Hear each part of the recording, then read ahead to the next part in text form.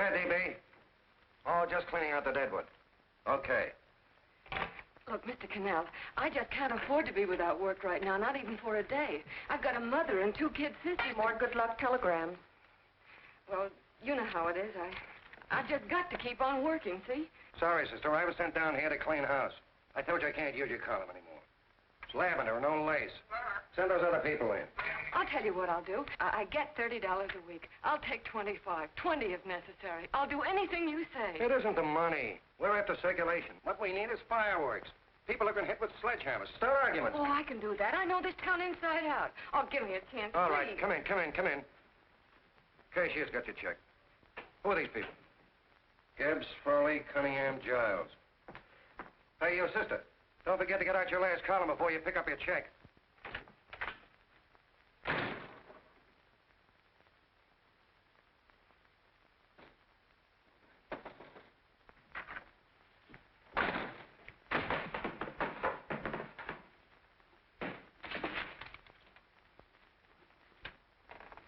You're a couple of sticks shy in your column, man. Big rich slob like D.B. Norton buys the paper and 40 heads are chopped off. Did you get it, too? Yeah. You too? Oh, Joe. Oh, I'm sorry, darling. Why don't we tear the building down? Before you do, Ann, perhaps you'd better finish this column. Yeah, lavender and old lace. Wait, Joe. Wait. Wants fireworks, huh? Okay.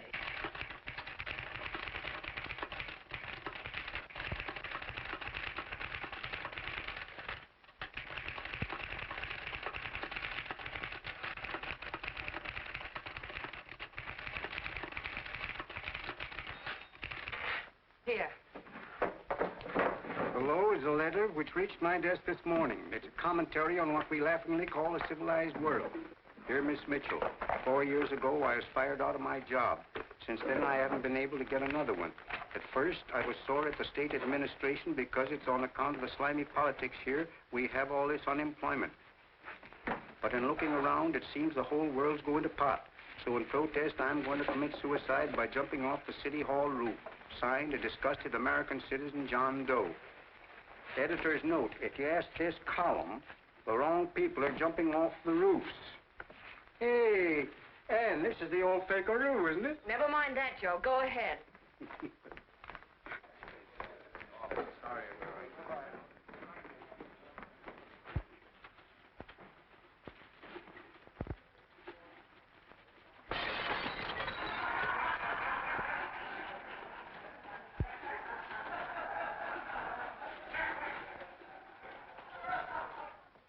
And it's because of the slimy politics that we have all this unemployment here.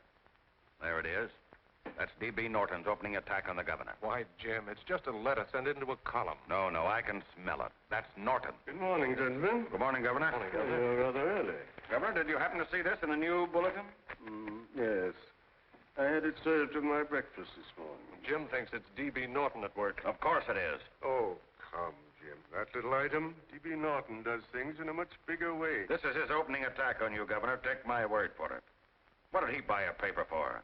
Why did he engage a high-pressure editor like Connell for? He's in the oil business. I tell you, Governor, he's after your scalp. All right, Jim, all right. Don't burst a blood vessel. I'll look into it. You get me Spencer of the Daily Chronicle, please? Yes, I saw it, Governor. If you ask me, that's a phony letter. Why, that gag has got whiskers on it. Okay, I'll get the mayor and maybe the Chamber of Commerce to go after them. Get Mayor Lovett on the phone. Sorry, the mayor's busy on the other phone. Yes, I know, Mrs. Brewster. It's a terrible reflection on our city. I've had a dozen calls already. Spencer of the Chronicle. Hold it. Just a minute. Yes, Mrs. Brewster. I'm listening. I insist that this John Doe man be found and given a job at once. Now, if something isn't done about it, I'll call out the whole executive. Yes, and the junior executive, too. We'll hold a meeting and see that it is. Yes, Spencer? Oh, the governor? Well, what about me? It's my building he's jumping off of, and I'm up for re-election, too. What are you doing? Get Connell at the bulletin. Why, he's liable to go right past my window. Get me Connell. What was that? What? Out the window. Something just flew by. I didn't see anything. Well, don't stand there, you idiot. Go and look. Open the window. Oh, why did he have to pick on my building? Is there a crowd in the street? No, sir. Then maybe he's caught on a ledge. Look again. I think it must have been a seagull. A seagull? What's a seagull doing around the city hall? That's a bad omen, isn't it? Oh, no, sir. The seagull is a lovely bird. It's all right, Mrs. Brewster. It was just a seagull. Connell? Nothing's happened yet. No, I'm watching. Don't worry, Mrs. Brewster. Just leave it all to me.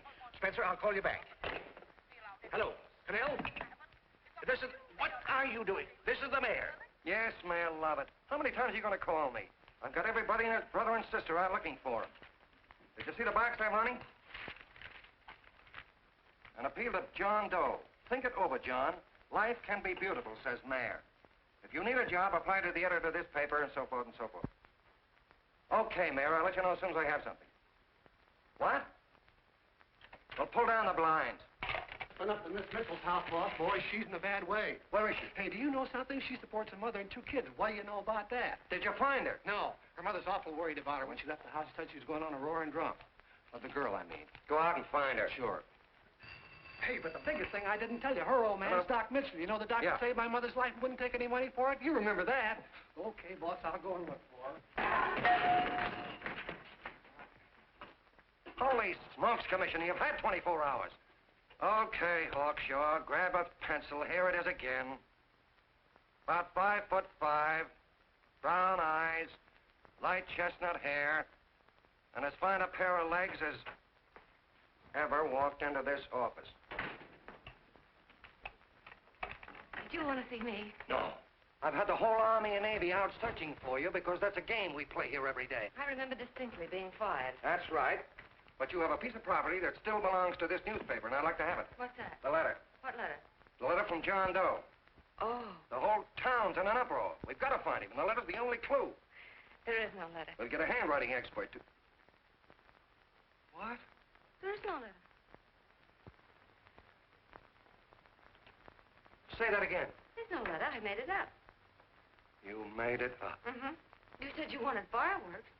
Don't you know there are 9 jobs waiting for this guy? 22 families want to board him free. 5 women want to marry him, and the mayor's practically ready to adopt him, and you... Just call the morgue, boss. He said there's a girl there. Shut up.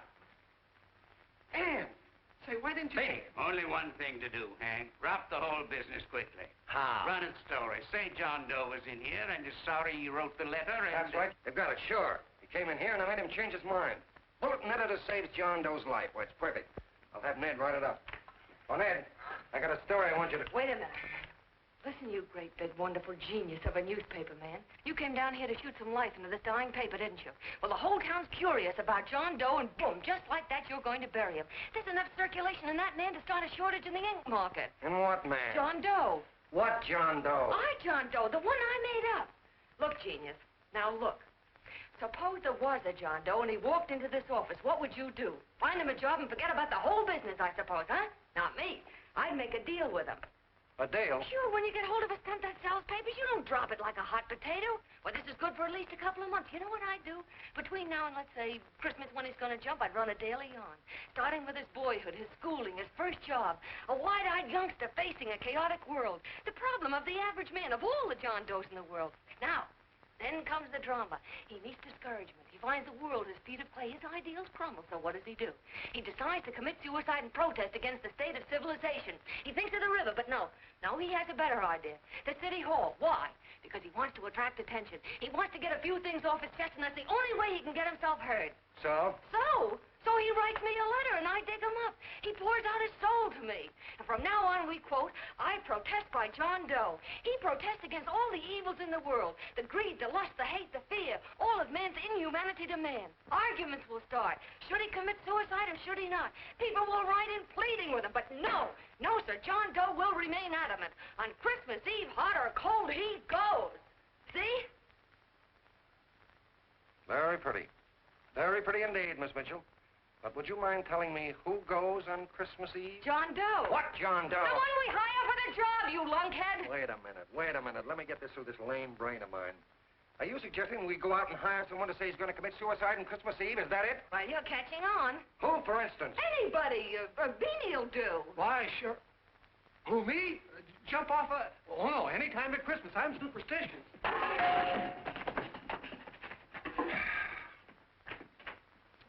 Miss Bishop, do me a favor. Will you go on out and get married and have a lot of babies, but Stay out of newspaper business. Better get that story in, Hank. It's getting late. You're supposed to be a smart guy. If it was raining $100 bills, you'd be out looking for a dime you lost someplace.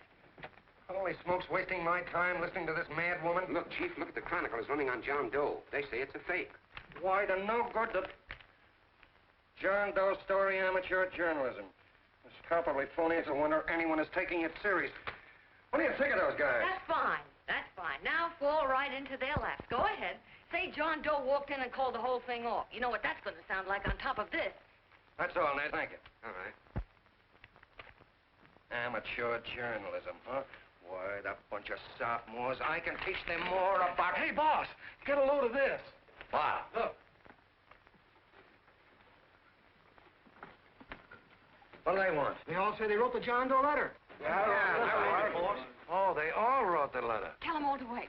Look, Mr. Connell, one of those men is your John Doe. They're desperate and will do anything for a cup of coffee. Pick one out and you can make the Chronicle eat their words.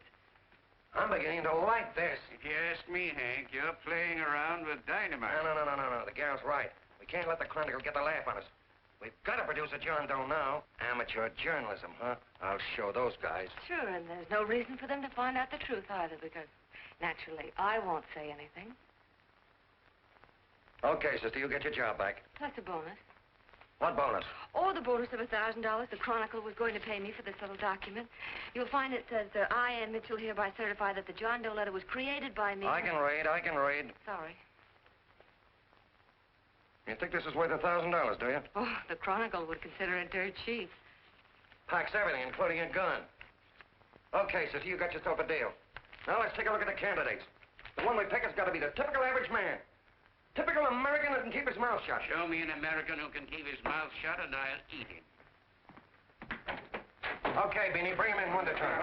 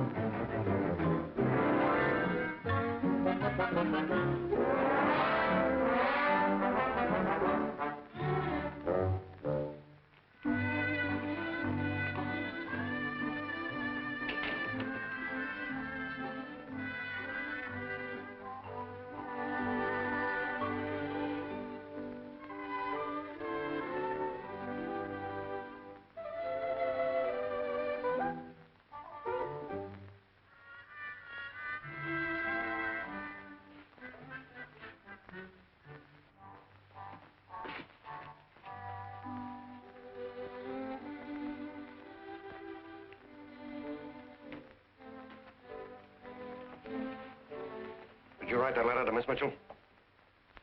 No, I didn't. What are you doing up here, then? Well, the paper said there were some jobs around loose. Thought there might be one left over. Had any schooling? Yeah, a little. What do you do when you work? I used to pitch. Baseball? Yeah, till my wing went bad. Where'd you play? Bush leagues, mostly. How about family? Got any family? No.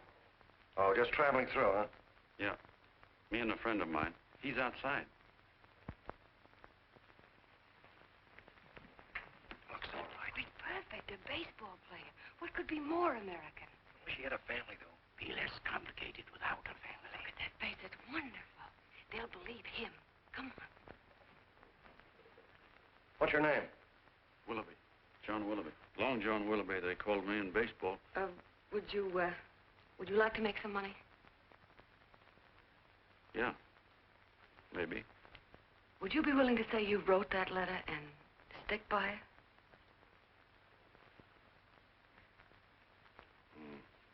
I get the idea. Yeah. Maybe. That's our man. He's made to order. I don't know. He don't seem like the kind of a guy that'd fall in line. When you're desperate for money, you do a lot of things, Mr. Connell. He's our man, I tell you. He fainted. Come on, Get the water, quickly. Hurry up, Pop. Oh. Right here, sit down. Huh? You all right? Yeah, I'm all right. How many is that, 6?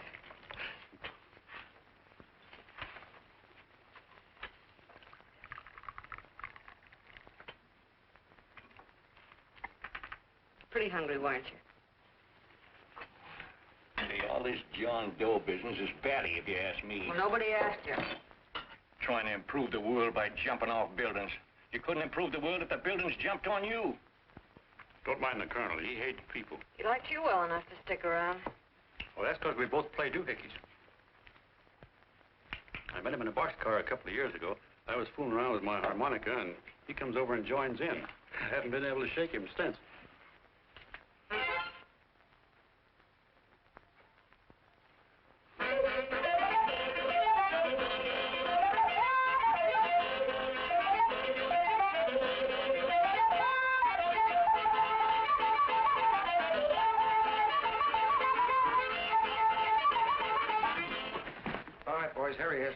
No, you can't take pictures of him like that, eating a sandwich and with a beard. But he's going to jump off a building. Yes, but not because he's out of a job. That's not news. This man's going to jump as a matter of principle. Well, maybe you're right. We'll clean him up and put him in a hotel room under bodyguards. We'll make a mystery out of him. Did you speak to Mr. Norton? Thinks it's terrific. Says for us to go the limit. Wants us to build a bonfire under every big shot in the state. Oh, swell. Is that the contract? Yeah. What's he doing here? Friend of his. They play duets together. Duets? But can we trust him? Oh. I trust him. Oh, you trusted me. Well, that's fine. I suppose he trusts you, too. Oh, stop hurrying. He's all right. Okay, but we don't want more than a couple of hundred people in on this thing. Now, the first thing I want is an exact copy of the John Doe letter in your own handwriting. Got it already. Here. No, that's fine.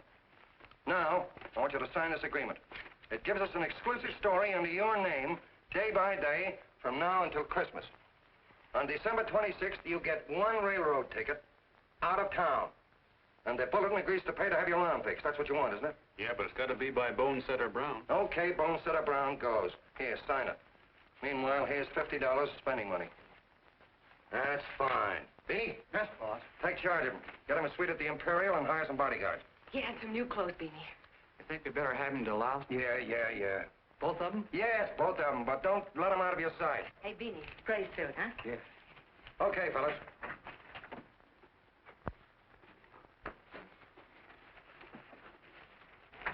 Take it easy, John Doe. And you start pounding that typewriter. Oh, boy, this is terrific. No responsibilities on our part, just statements from John Doe, and we can blast our heads off. Before you pop too many buttons, don't forget to make out that check for $1,000.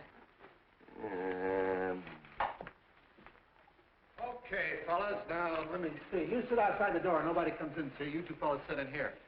Hey, pretty nifty, huh? You ain't gonna get me to stay here. Sure you are. No, sir. That spot under the bridge where we slept last night's good enough for me. Say, what'll I do with this bag? Let's stick him in the bedroom. Give me mine. I ain't staying.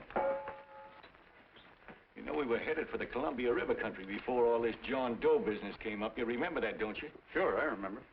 Say, your ears popped coming up in the elevator. Mine did. All along, John. I tell you, it's no good. You're gonna get used to a lot of stuff that's gonna wreck you.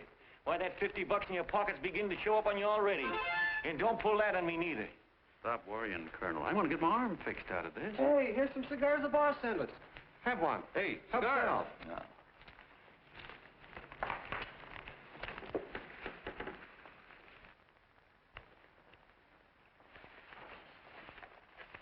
Say, I'll bet you even the major leaguers don't rate an outfit like this. Here, make yourself comfortable. Paper? I don't read no papers, and I don't listen to radios either. I know the world's been shaped by a drunken barber, and I don't have to read it. I've seen guys like you go under before. Guys that never had a worry. Then they got a hold of some dough and went goofy. The first thing that happens to a guy... Hey, load of the bedroom. No. The first thing that happens to a guy like that, he starts wanting to go into restaurants and sit down at a table and eat salads and cupcakes and tea. Boy, what that kind of food does to your system.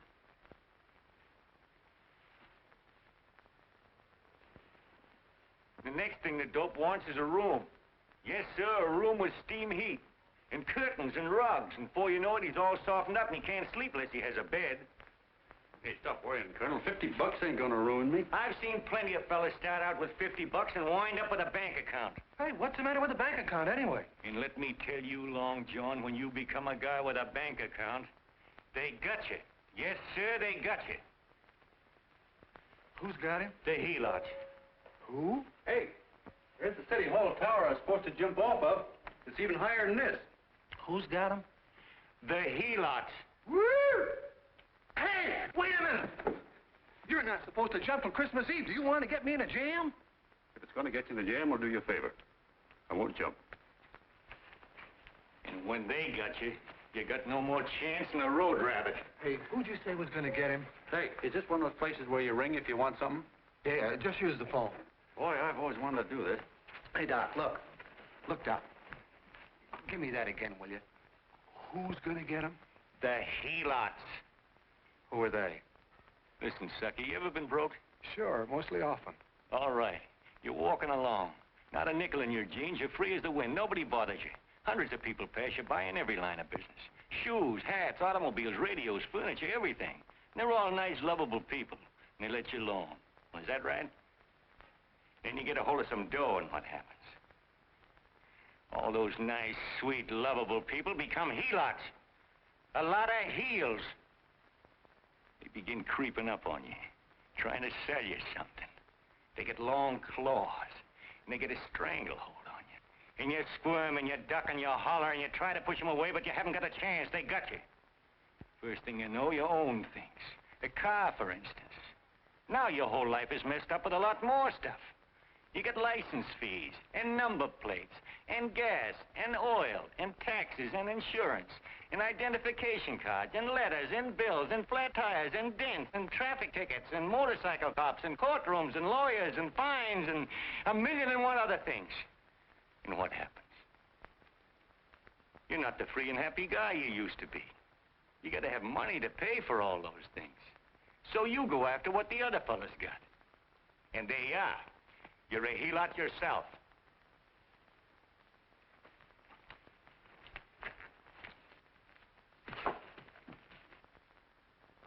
You win, Colonel. Here, take the 50. Go out and get rid of it. You bet I will, just as fast as I can. I'm gonna get some canned goods, a fishing rod, and the rest I'm gonna give away. Give away? Hey, get me a pitcher's glove. I got to get some practice. Say, he's giving it away. I'm going to get me some of that. Hey, come back here, you helot. Will you send up 5 hamburgers with all the trimmings, 5 chocolate ice cream sodas, and 5 pieces of apple pie? No, apple with cheese. Yeah, thanks.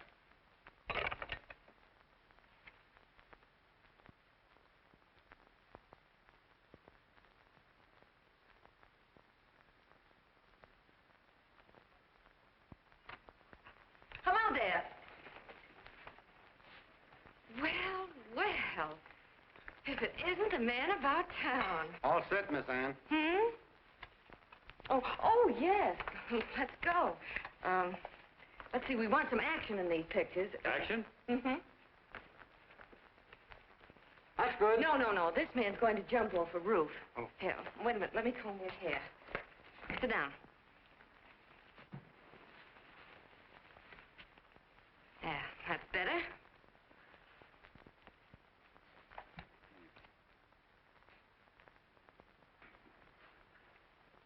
You know, he's got a nice face, hasn't he? Yeah, he's pretty. Yeah, sit down, quiet egghead. All right, now a serious expression. Can't. I'm feeling too good. Oh, come on now, this is serious. You're a man disgusted with all of civilization. With all of it? Yes, you're sore at the world. Come on now. Oh, crabby guy, huh? Yeah. No.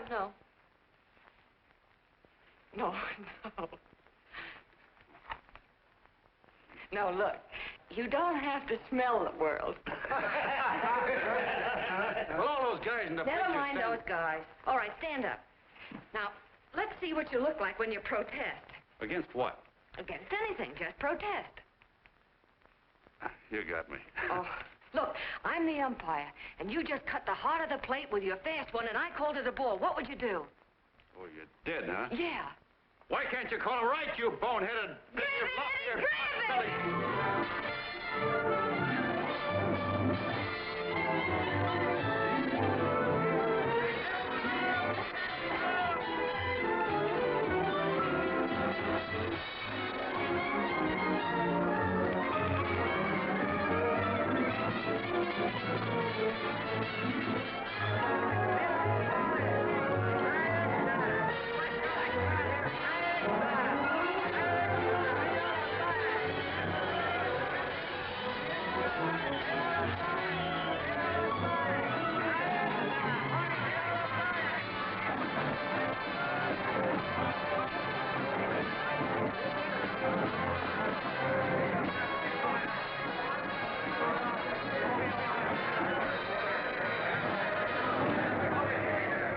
I don't care whose picture they're publishing.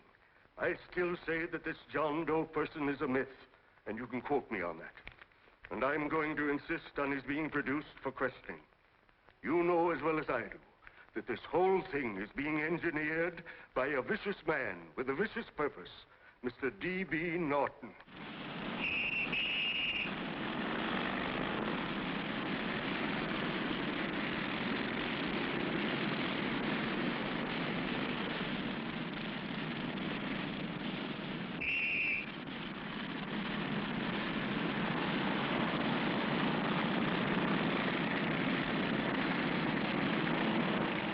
Connell and Miss Mitchell are at the house, sir. Oh, they are? All right. Come on. Personally, I think it's just plain stupidity to drop it. Now, you should see a fan mail, thousands. Why, it's going over like a house afire. What are you afraid of, Connell? It's doubled our circulation. Yeah, but it's got everybody sore. Ads are being pulled. The governor's starting a libel suit. What's more, they all know John Doe's a phony, and they insist on seeing What about it? Let them see him. We'll go on one better. They can also hear him. You own a radio station, Mr. Norton. Why not put him on the air? Watch out for this dame DB. She'll drive you batty. Oh, Look, what? we can't let him get to this Bush League pitcher and start popping him. Good night. Now tell him what that screwball might do. I walked in yesterday. Here he is, standing on a table with a fishing pole, fly casting. Take my advice and get him out of town before this thing explodes in our faces. If you do, Mr. Norton, you're just as much of a dumb cluck as he is. Excuse me. No, you got yourself a meal ticket and you hate to Sure, let it's go. a meal ticket for me. I admit it, but it's also a windfall for somebody like Mr. Norton who's trying to crash national politics. That's what you bought the newspaper for, isn't it? You want to reach a lot of people, don't you? Well, put John Doe in the air and you can reach 130 million of them. He can say anything he wants and they'll listen to him. All right, we'll forget the governor and the mayor and all the small fry like that. This can arouse national interest. If he made a hit around here, he can do it every place else in the country. And you'll be pulling the strings, Mr. Norton. Go down to the office and arrange for some radio time. Well, DB, you're not I going want to it fall. as soon as possible. Okay. I just came in to get warm myself. Come on, let's go. Don't you go. I want to talk to you.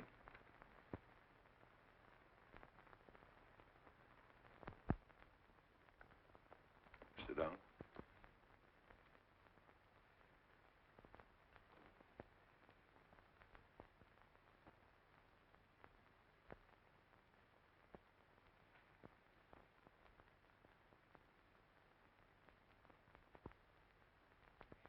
Yeah, this John Doe idea was yours, huh? Yes, sir.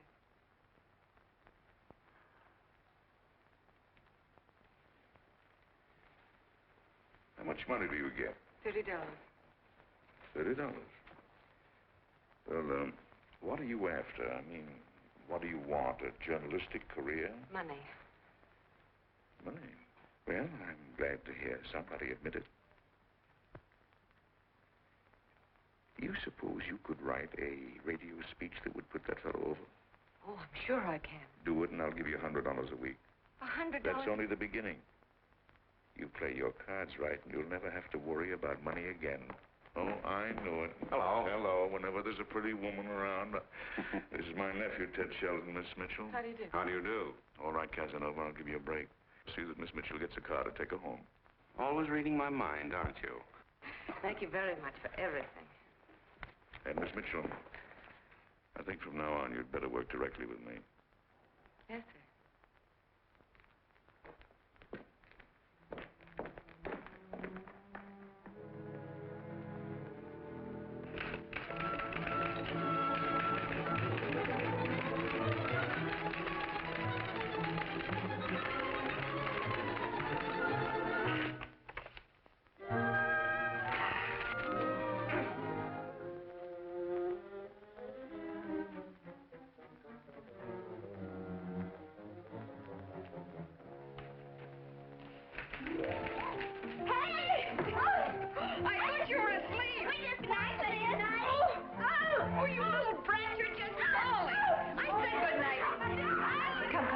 Children, it's past your bedtime. Come on. Now, scooch off today. Pour through me. I'm done. I'll never get this speech right. Oh, yes, you will, Ann, dear. You're very clever. Yeah, I know. What are you looking for? Your purse, I need $10. What for? I gave you 50 just the other day. Yes, I know, dear, but Mrs. Burke had her baby yesterday. 9 pounds. And there wasn't a thing in the house. And then the community chest lady came. And the 50's all gone, huh? Who's the 10 for? The Websters. The Websters. You remember those lovely people your father used to take care of. I thought I'd buy them some groceries. Oh, Anne, dear, it's a shame those... You're marvelous, Ma. You're just like Father used to be. Do you realize a couple of weeks ago we didn't have enough to eat ourselves? Well, yes, I know, dear, but these people are in such need. And we have plenty now. If you're thinking of that $1,000, forget it. It's practically all gone. We owed everybody in town. Now, you just got to stop giving all your money away. Oh, Anne, dear. Oh, I'm sorry, Ma. Oh, don't pay any attention to me. I guess I'm just upset about all this. Gee whiz, here I am with a great opportunity to get somewhere, to give us security for once in our lives, and I'm stuck. If I could put this over, your Mrs. Bert can have 6 babies. You mean this speech you're writing? Yeah, I don't know. I simply can't get it to gel. I created somebody who's going to give up his life for a principle. Hundreds of thousands of people are going to listen to him over the radio. And unless he says something that's, well, that's sensational, it's just no good. Well, honey, of course, I don't know what kind of a speech you're trying to write, but judging from the samples I've read, I don't think anybody will listen. What? Darling, there's so many complaining political speeches. People are tired of hearing nothing but doom and despair on the radio. If you're going to have him say anything, why don't you let him say something simple and real, something with hope in it? If your father were alive, he'd know what to say. Oh, yeah. Father certainly would. Wait a minute.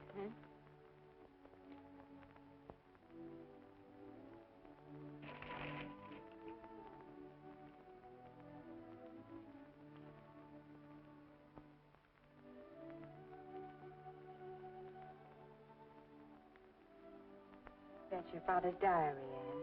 Father's... I never knew he had a diary. There's enough in it for 100 speeches. Things people ought to hear nowadays.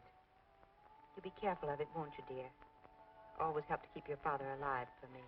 You bet I will, Ma. Wait a minute. John Doe don't want to sign no autographs. Well, what does he do all day? What does he do all day? He's writing out his memories. Sorry, lady, you can't see Mr. Doe. He wants to be alone. No. No, he just sits around all day and commutes with himself.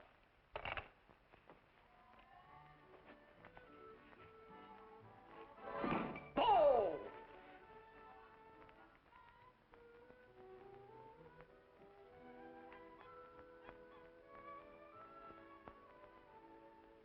I don't know how you're going to stand it around here till after Christmas. I'll bet you ain't heard a train whistle in 2 weeks.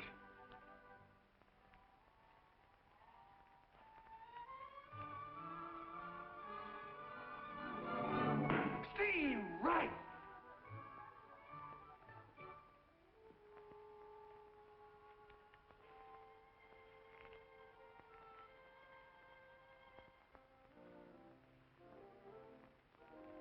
I know why you're hanging around.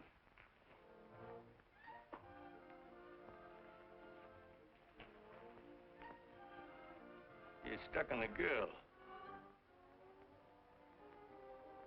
That's all a guy needs is to get hooked up with a woman.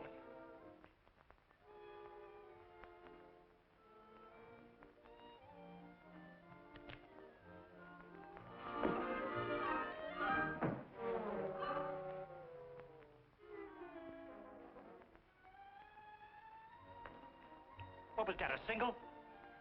First baseman dropped the ball. Butterfingers. Tough luck, pal.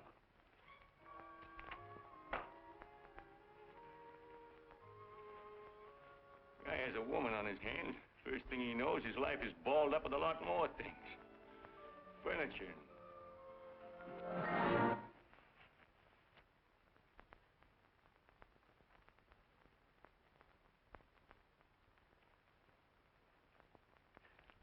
Did you get him? You're out. Swell. What's this, the end of the 8th? 9.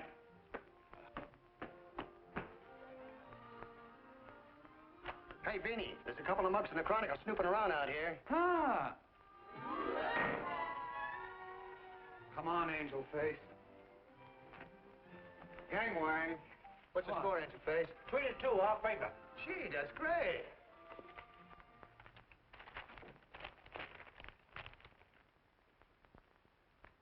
Hey, you got swell form there. Must have been a pretty good pitcher. Pretty good. Say, I was just about ready for the major leagues when I chipped a bone in my elbow. I got it pitching a 19-inning game. 19? Yeah. There was a major league scout there watching me, too. And he came down after a game of the contract. You know what?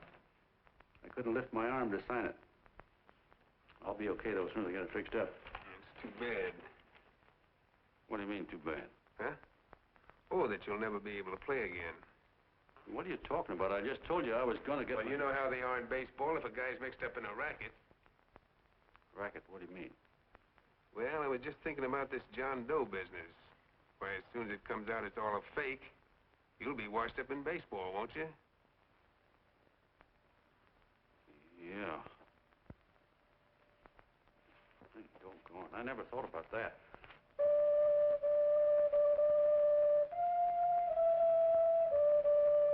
Gosh. And another thing, what about all the kids in the country? The kids that idolize ball players. What are they going to think about you? Yeah. Hey, Colonel. Did you hear that? I got to figure some way out of this thing. Elevators are still running. I know one way you can do it. How? Well, when you get up there on the radio, all you have to do is to say the whole thing's a frame-up. Make you a hero sure as you're born. Yeah, but how am I going to get my arm fixed? Well, that's a cinch. I know somebody who'll give you $5,000 just to get up on the radio and tell the truth. $5,000? Yeah, $5,000, and he gets it right away. You don't have to wait till Christmas. Look out, Long John. They're closing in on you. Say, who's putting up this dough?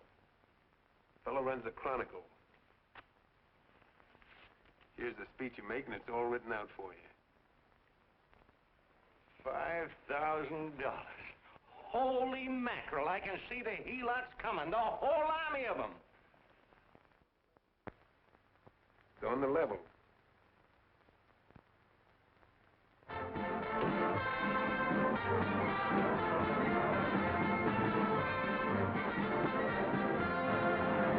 No, I'm sorry. Tickets for the broadcast are all gone. Phone the bulletin. Sorry, no more tickets left.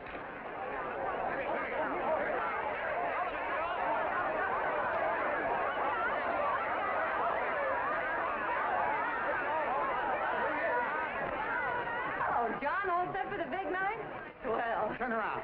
One moment. Now stand. Hold it, Mr. Doe. A big smile, Mr. Doe. Okay, Beanie, that's all. Take him out. Now, look, John, here's the speech. It's in caps and double spaced. You won't have any trouble reading it. Not nervous, are you? No. Of course not. He wouldn't be. Who? John Doe, the one in there. Hey, don't let your knees rattle. It picks up on the mic. Oh, Beanie, you needn't be nervous, John. All you have to remember is to be sincere. Pick up that phone, Miss Mitchell. It's for you. Okay. Hello? Yes, Mother. Oh, thank you, darling. Oh, there he is, the poor dear man. Oh, good luck to you, Mr. Doe. We want you to know that we're all for you. The girls all decided that you're not to jump off any roof at all. Oh, we'll stop it. You got the speech I gave you? Yeah. Now, look. I'll give this money to the colonel just as soon as you get started. We'll have a car waiting at the side entrance for you. Okay. How'd you get in here? Huh? Oh, I just came in to wish him Come luck. on, out. Mother says good luck, too. John, when you read that speech, please believe every word of it. He turned out to be a wonderful person, John. Who? John Doe, the one in the speech. Oh. You know something? I've actually fallen in love with him. All right, there he is, sister. Now, come on, plenty of room. What's the idea? No, that's too much. Not so much. Come on. Oh, this is no time for cheap publicity, Mr. Connell. Listen, if that guy lays an egg, I want to get something out of it.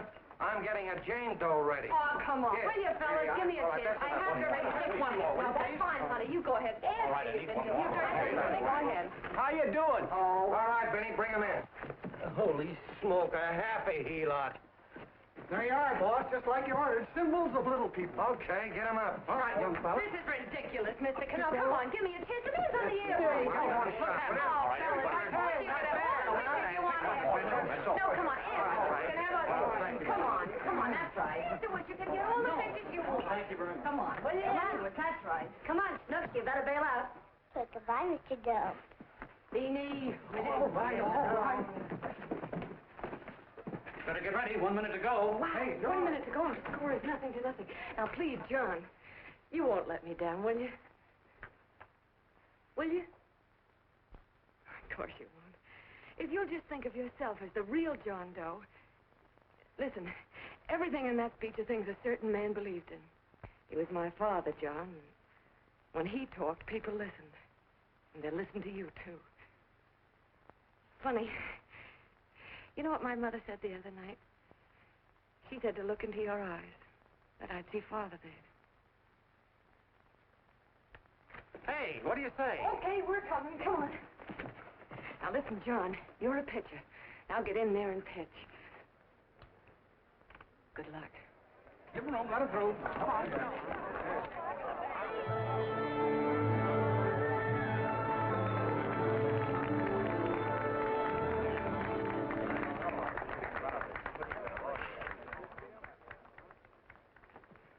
Hey, let's get out of here. There's the door right there. Hey, what are you doing here? That's what I'd like to know. Come on, out. Hey, he's a friend of mine. Never mind, let him alone. He's all right. I'll be right over there pulling for you. No, John, over here.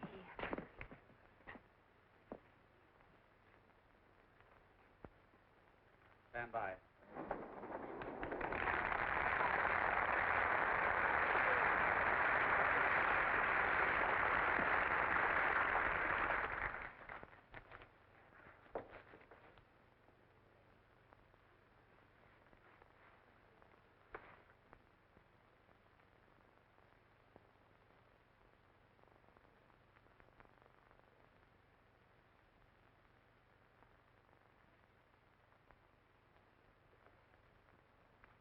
Phone the Chronicle. Tell them to start getting those extras out.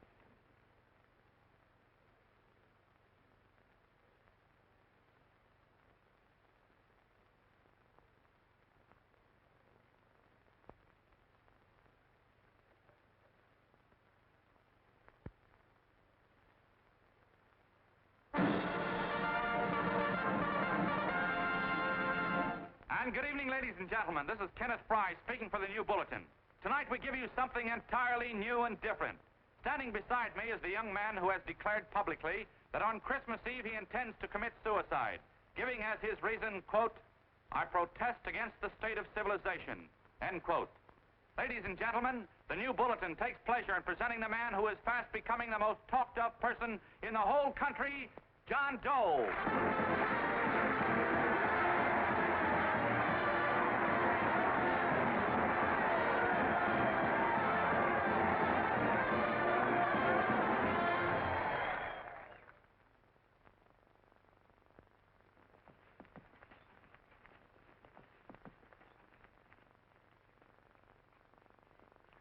Ladies and gentlemen, I am the man you all know as John Doe. I took that name because it seems to describe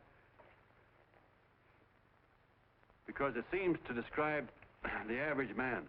And that's me. And that's me. Well, it was me before I said I was going to jump off the city hall roof at midnight on Christmas Eve. Now I guess I'm not average anymore. Now I'm getting all sorts of attention. From big shots, too. We've been double-crossed. The mayor and the governor, for instance. They don't like those articles I've been writing. You're an imposter, young fellow. That's a pack of lies you're telling. Who wrote that speech for you?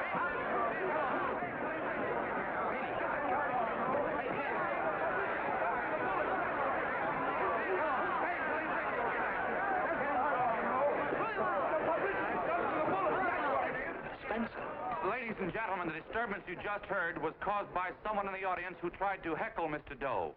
The speech will continue.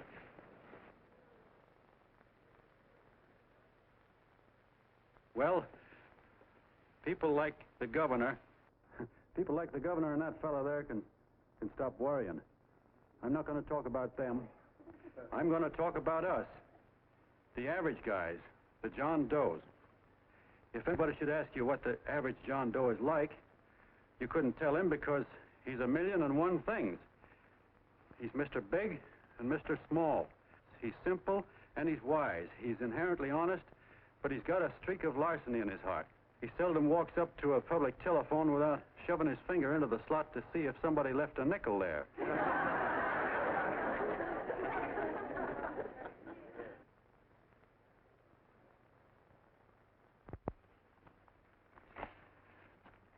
He's the man the ads are written for. He's the feller everybody sells things to. He's Joe Dokes, the world's greatest stooge and the world's greatest strength.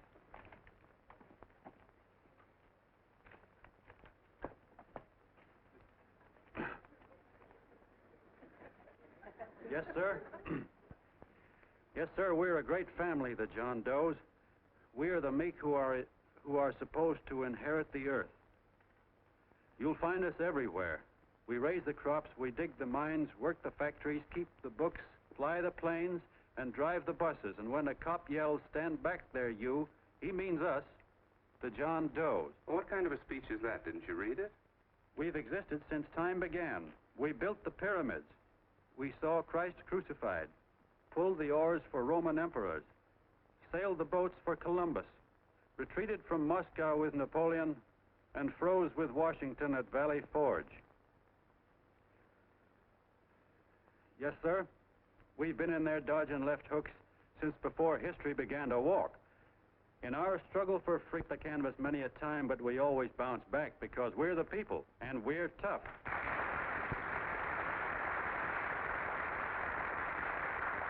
They've started a lot of talk about free people going soft, that we can't take it. That's a lot of hooey. A free people can beat the world at anything, from war to tiddlywinks, if we all pull in the same direction.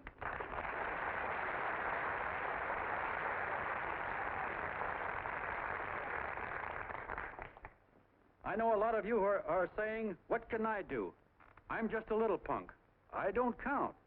Well, you're dead wrong. The little punks have always counted, because in the long run, the character of a country is the sum total of the character of its little punks.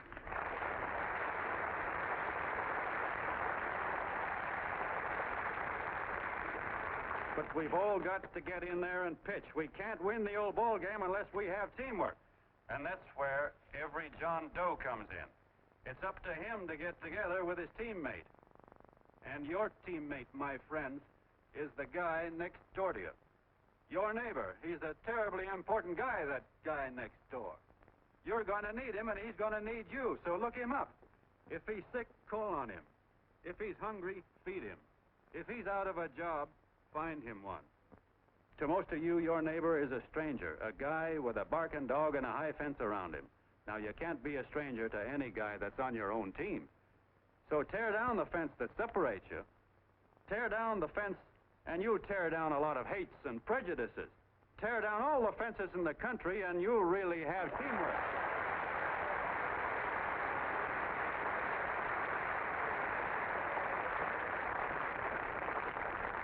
I know a lot of you are saying to yourselves, "He's asking for a miracle to happen. He's expecting people to change all of a sudden." Well, you're wrong. It's no miracle. It's no miracle because I see it happen once every year, and so do you, at Christmas time. There's something swell about the spirit of Christmas, to see what it does to people, all kinds of people. Now, why can't that spirit, that same warm Christmas spirit, last the whole year round? Gosh, if it ever did, if each and every John Doe would make that spirit last 365 days out of the year, we'd develop such a strength, we'd create such a tidal wave of goodwill that no human force could stand against it. Yes, sir, my friends, the meek can only inherit the earth when the John Does start loving their neighbors. You better start right now. Don't wait till the game is called on account of darkness. Wake up, John Doe. You're the hope of the world.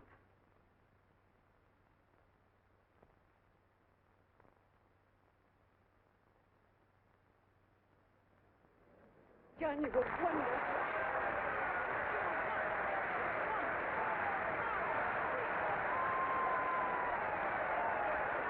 Let's get out of here. Now you're talking.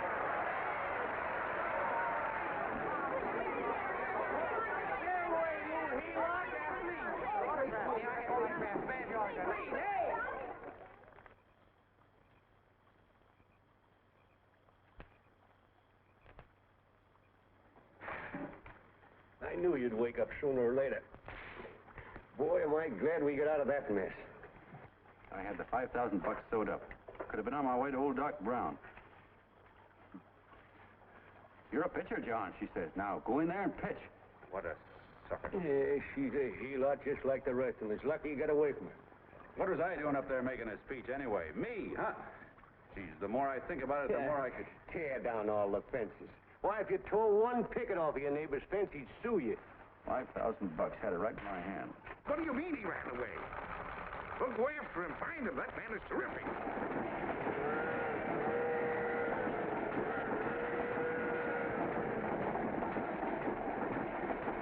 Columbia River, here we come.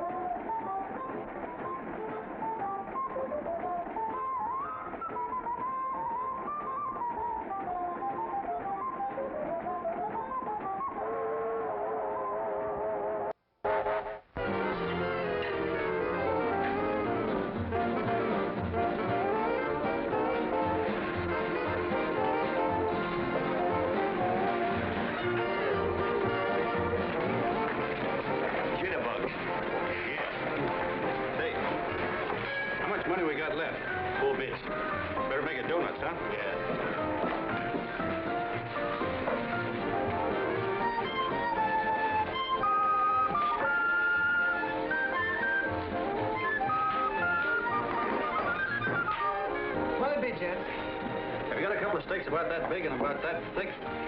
Yeah, with hashed brown potatoes and tomatoes and apple pie and ice cream and coffee. And donuts, I know. Hey, Ma! Sinkers! A pair. Sinkers, a pair, coming up. Glad he took the tea out of that.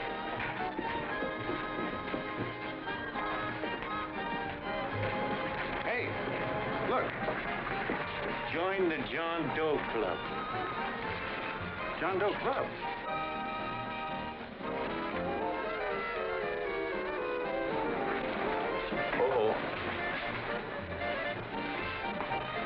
You John Doe? Who? John Doe. Ah, you need glasses, buddy. Oh, but it's a spitting image of John Doe. Yeah, but his name is Willoughby. I'm John Willoughby. I'm a baseball player. Sure. Oh, no, I'd know that voice anyway. You can't kid me. You John Doe. Hey, Ma! Ma! That's John Doe. John Doe? Yeah, sitting right there, big as life. Who'd you say it was? John Doe, the big guy there. What do you know? Pictures in the paper. That's John Guy. John Doe. John Doe.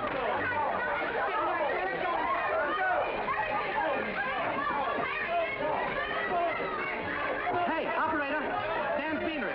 Look, call everybody in town. John Doe was just in my place. Yeah, he ordered donuts.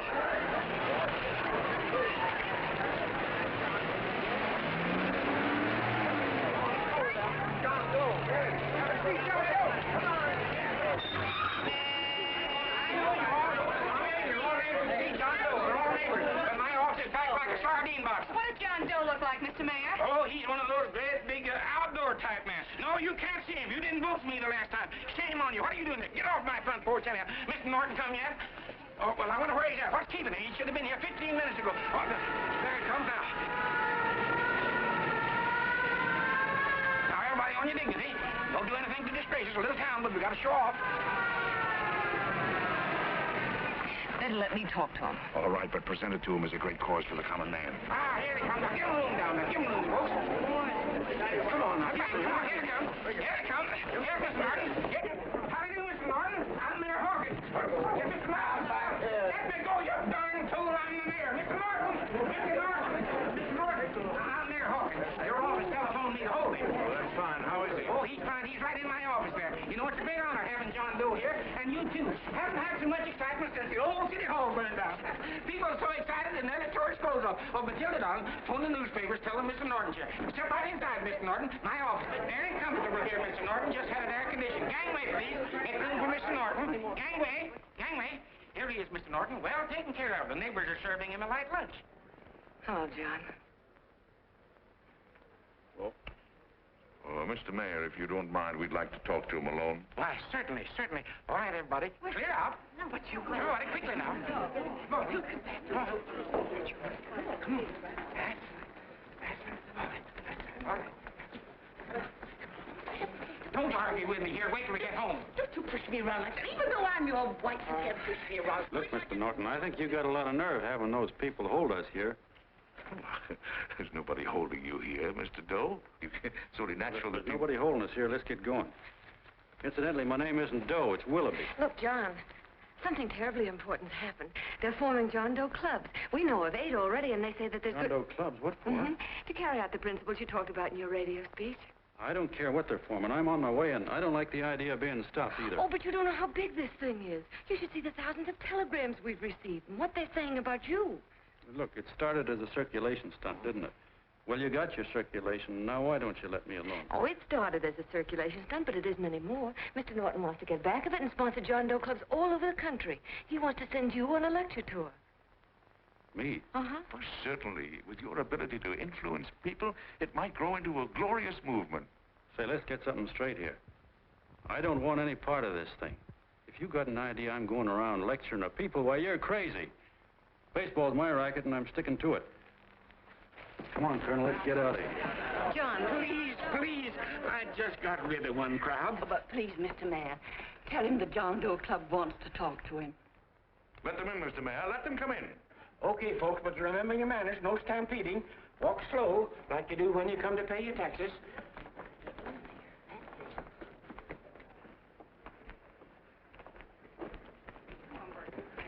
All right, give me a chance. come right in.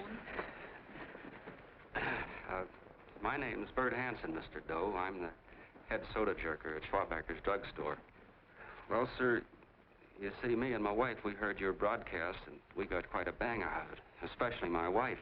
Kept me up half the night saying, that man's right, honey. The trouble with the world is nobody gives a hoot about his neighbor. That's why everybody in town's sore and cranky at each other. And I kept saying, oh, that's fine, but how's a guy going to go around loving the kind of neighbors we got? Old Sourpuss, for instance. You see, Sourpuss Smithers is a guy who lives all alone next door to us. He's a cranky old man and runs a second-hand furniture store. We haven't spoken to him for years. I always figured he was an ornery old gent that hated the world because he was always slamming his garage door and playing the radio so loud he kept half the neighbors up. Well, anyway, the next morning I'm out watering the lawn and I look over and there's Sourpuss on the other side of the hedge straightening out a dent in his fender. And my wife yells to me out the window. She says, go on, speak to him, Bert. And I figured, well, heck, I can't lose anything, so I yelled over to him, good morning, Mr. Smithers. He went right on pounding his fender. Was I burned? So I turned around to give my wife a dirty look, and she said, louder, louder, he didn't hear you. So in a voice you could have heard in the next county, I yelled, good morning, Mr. Smithers. Well, sir, you could have knocked me over with a feather. Old Sourpuss turned around surprised-like, and he put on a big smile, came over and took my hand like an old lodge brother, and he said, good morning, Hanson. I've been wanting to talk to you for years, only I thought you didn't like me. And then he started chatting away like a happy little kid, and he got so excited his eyes out. Well, Mr. Doe, before we got through, I found out Smithers is a swell egg, only he's pretty deaf, and that accounts for all the noises. And he says it's a shame how little we know about our neighbors. And then he got an idea, and he said, how's about inviting everybody someplace where we can all get together and know each other a little better? Well, I'm feeling so good by this time, I'm ripe for anything. So Smithers goes around the neighborhood inviting everybody to a meeting at the schoolhouse, and I tell everybody that comes in the store, including Mr. Schwabacker, my boss. I'm talking too much. Well, I'll be doggone if for 40 people don't show up. Of course, none of us knew what to do, but we sure got a kick out of seeing how glad everybody was just to say hello to one another. Tell him about making Sourpuss chairman. Oh, yeah, we made Sourpuss chairman and decided to call ourselves the John Doe Club. And say, incidentally, this is my wife. Come here, honey. This is my wife, Mr. Doe. How do you do, Mr. Doe? Sourpuss is here, too. Oh, is he? This is Sourpuss, or excuse me, Mr. Smithers, Mr. Doe. That's all right. If you didn't call me Sourpuss, it wouldn't feel natural. Well, anyway, I guess nearly everybody in the neighborhood came except the Delaney's.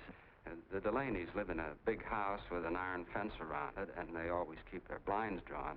And we always figured that he was just an old miser that sat back counting his money, so why bother about inviting him? Until Grimes, the milkman, spoke up, and he said, say, you've got the Delaney's all wrong. And then he tells us about how they canceled their milk last week, and how when he found a note in the bottle, he got kind of curious-like, and he sort of peeked in under the blinds and found the house was empty. If you ask me, he says, they're starving. Old man Delaney has been bringing his furniture over to my place at night, one piece at a time, and selling it. Yeah. And, well, sir, a half dozen of us ran over there to fetch him, and we brought him to the meeting. And what a reception they got. Why, everybody shook hands with him and made a fuss over them, and, well, finally, Mr. and Mrs. Delaney just sat right down and cried. And then we started to find out about a lot of other people. Yeah, sure. Well, you know Grubel, for instance. Grubel's here. Yeah, that's a...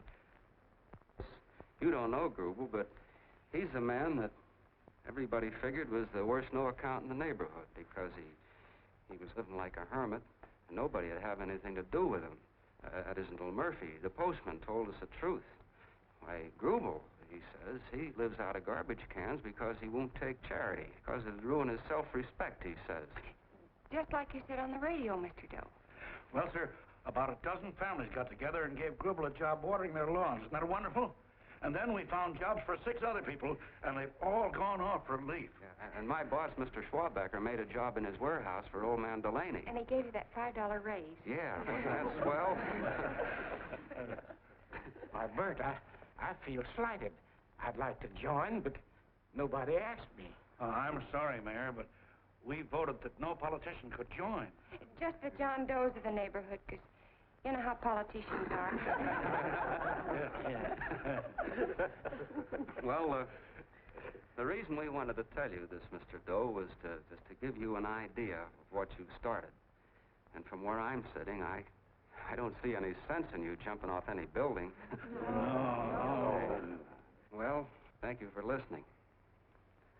Goodbye, Mr. Doe. You're a wonderful man. And it strikes me you can be mighty useful walking around for a while. Goodbye, Mr. Doe.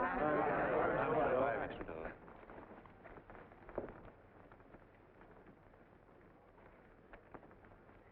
I'm Mrs. Delaney, Mr. Doe. And God bless you, my boy.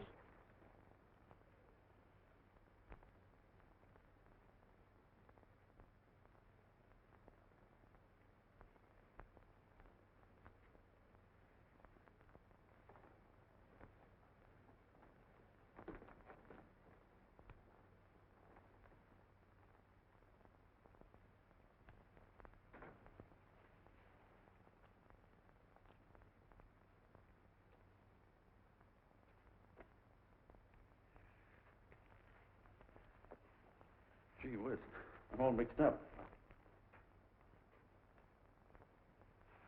I don't get it. Look, all those swell people think I'm going to jump off a building or something. I never had any such idea. Gosh. The fellow'd have to be a mighty fine example himself to go around telling other people how to... Say, look, what happened the other night was on account of Miss Mitchell here. She wrote the stuff. Don't you see what a wonderful thing this can be? But we need you, John. You're hooked. I can see that right now. They got you. Well, I'm through. For 3 years, I've been trying to get you up to the Columbia River country. First it was your glass arm, then it was the radio, and now it's the John Doe clubs. Well, I ain't waiting another minute. Gangway, you helots! Hey, Colonel, wait a minute. I want you personally to go along with John Doe and Miss Mitchell and handle the press and the radio. Me? Yes, I don't want to take any chances. And Johnson? Yes, Stevie. Your crew will do the mop-up job. They'll follow John Doe into every town, see that the clubs are properly organized and the charter's issued. Right. There are only 8 flags up there now. I want to see that map covered before we get through.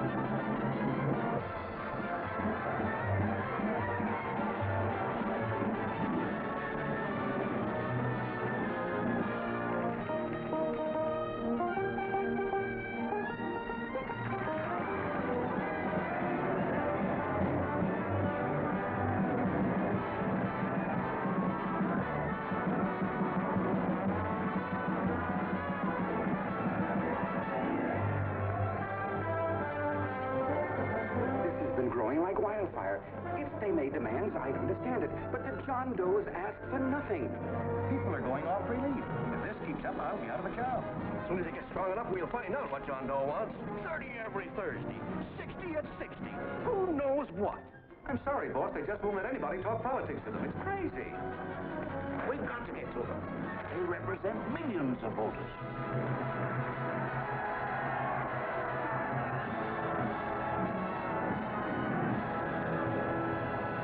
I tell you, ladies and gentlemen, this thing has been nothing short of a prairie fire. We've received so many applications for charters to the John Doe clubs, we haven't been able to take care of them. I'd hate to have that many pins stuck in me. This John Doe convention is a natural. It's going to put our city on the map. By over 2,400 John Doe clubs are sending delegates. Can you imagine that? You, Mr. Mayor, will be the official host. You will make the arrangements for decorating the city, parades, and a reception for John Doe when he gets home. And don't wear your high hat. No high hat? No high hat. And from you, Connell, I want a special John Doe edition every day until the convention is over. And now, if you will, please step into the outer office and look your prettiest because there are photographers there to take pictures of this committee. Don't worry, D.B. Everything will be taken care of. Isn't it all too wonderful? Gather down here tonight, and I'll get ice cream, Rocque. Oh, Mr. Mayor, would you step down in front row, please? You ladies get close to him. That's it. Well, I don't get it. Get what? Look, D.B., I'm supposed to know my way around. This John Doe movement has cost you a fortune. Now, this convention is going to cost plenty. Well? Well, I'm stuck with 2 and 2, and I'm a sucker if I can make 4 out of it. Where do you come in? I'll have the satisfaction of knowing that my money has been spent for a worthy cause. I see. I better stick to running the paper, huh? I think maybe you better have.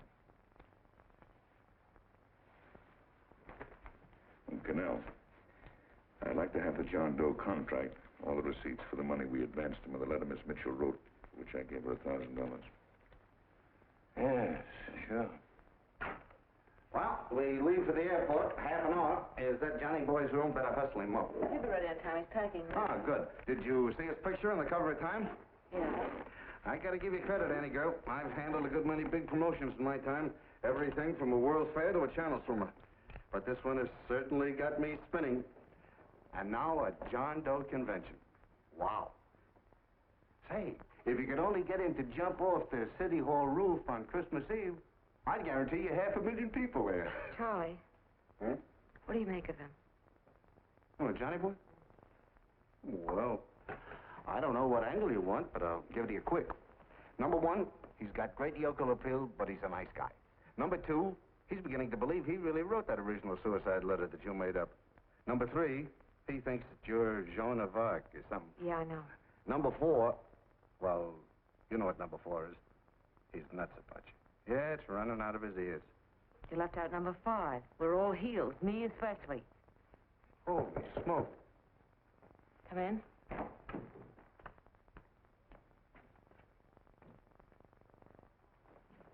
More pack. Good. I'll go and get Beanie Boy. Okay, Charlie boy.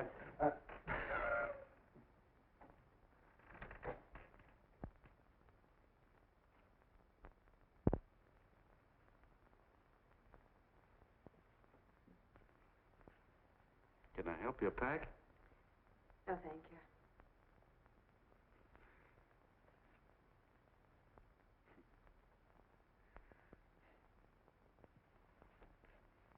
You care if I sit down out here? No.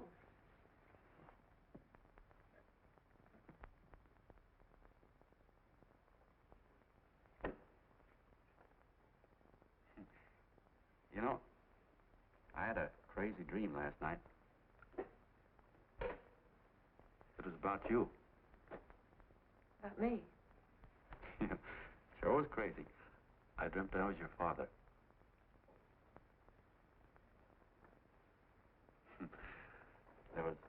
There was something I was trying to stop you from doing. So I got up out of bed, and I walked right through the wall here, right straight into your room. You know how dreams are. And there you were in bed. But you're a little girl, you know, about 10. And very pretty, too. So I shook you, and the moment you opened your eyes, you hopped out of bed and started running like the devil in your nightgown. You ran right out the window there, and you ran out over the tops of buildings and roofs and everything for miles. And I was chasing you. And all the time you were running, you kept growing bigger and bigger and bigger, and pretty soon you were as big as you are now, you know, grown up. And all the time I kept asking myself, what am I chasing her for? And I didn't know. Isn't that a hot one? Well, anyway, you ran into some place, and then I ran in after you, and when I got there you were getting married. And the nightgown had changed into a beautiful wedding gown. You sure look pretty, too. And then I knew what it was I was trying to stop you from doing. Dreams are sure crazy, aren't they? Well, would you like to know who it was you were marrying? Oh, a tall, handsome Eubangy, I suppose. No, not that bad. It was that fellow that sends you flowers every day. What's his name? Mr. Norton's nephew? Ted Sheldon. Yeah, that's the one. But here's the funniest part of it all. I was the fellow up there doing the marrying, you know, the justice of peace or something. You were? I thought you were chasing me. Well, yes, I was, but I was your father then, see? But the real me, John Doe, or that is, Long John Willoughby, I was the fellow up there with the book. You know what I mean? I guess so. Then what happened? Well, I took you across my knee and I started spanking you. That is, I didn't do it. I mean, I did do it, but it wasn't me, you see. I was your father then. Well, I held you across my knee and I said, Annie, I won't allow you to marry a man that's just rich or that has his secretary send you flowers. The man you marry has got to swim rivers for you. He's got to climb high mountains for you. He's got to slay dragons for you. He's got to perform wonderful deeds for you. Yes, sir. And all the time, the guy up there, you know, with the book, me, just stood there nodding his head. And he said, go to it, Pop. Whack her one from me, because that's just the way I feel about it, too. So he said, come on down here and whack her yourself. So I came down, and I whacked you a good one, see? And he whacked you. And I whacked you another one. We both started whacking you like... Well, if you're through whacking her, come on, let's get going. Okay, fellas, right in here. You go out the side entrance, there's a bunch of autograph seekers out front. We'll be down with the bags in a minute. Come on, don't make a government project out of this. Hi, Beanie. When's our plane take off again? Couple of minutes. How many people do you think we've talked to already, outside the radio, I mean? Oh, I don't know. About 300,000. 300,000. What makes them do it, Ann? What makes them come and listen and get up their John Doe clubs the way they do? I've been trying to figure it out. Look, John, what we're handing them are platitudes. Things they've heard 1,000,000 times. Love thy neighbor, clouds have silver linings, turn the other cheek. It's just as... Yeah, I heard them 1,000,000 times, too, but... there you are. Maybe they're like me, just beginning to get an idea what those things mean. You know, I never thought much about people before. They were always just somebody to fill up the bleachers. The only time I worried about them is when they didn't come in to see me pitch. You know, lately I've been watching them when I talk to them. I could see something in their faces. I could feel that they were hungry for something. You know what I mean? Maybe that's why they came. Maybe they're just lonely and wanted somebody to say hello to. I know how they feel. I've been lonely and hungry for something practically all my life.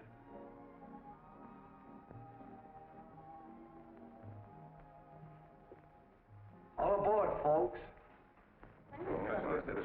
Yeah, that's true. Oh, somebody else sitting here? No, that's your seat. And this is your coat. Mine? A little token of appreciation. Oh, it's beautiful, D.B. Well, I don't quite know what to say. Well, don't say anything at all. Just sit down. Oh. Go ahead, open it. Oh.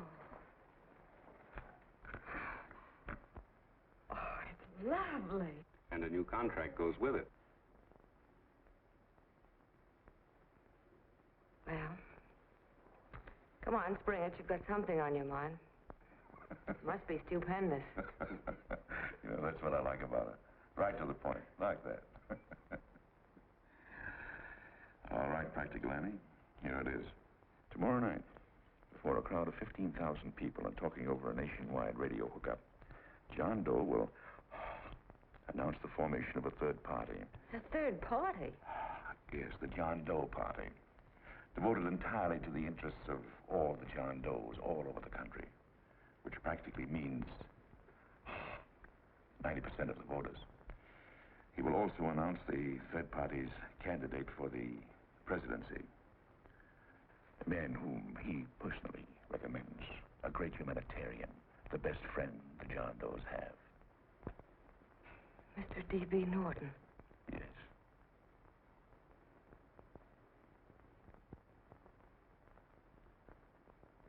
Wow.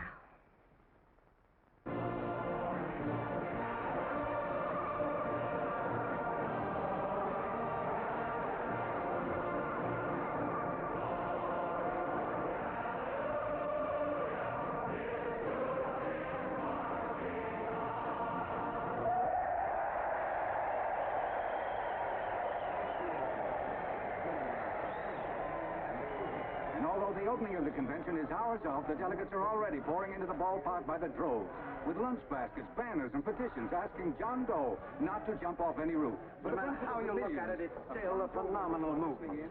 These John Does, or the hoi polloi, as you've heard people call them, have been laughed at and ridiculed, but here they are, gay and happy, having traveled thousands of miles, their expenses paid by their neighbors, to come here to pay homage to their hero, John Doe. And in these days of wars and bombings, it's a hopeful sign that a simple idea like this can sweep the country. An idea based on friendliness, on giving and not taking, on helping your neighbor and asking nothing in return. And if a thing like this can happen, don't let any of your grumbling friends tell you that humanity is falling apart. This is John B. Hughes, signing off now and returning you to our main studio until 9 o'clock, when the convention will officially open.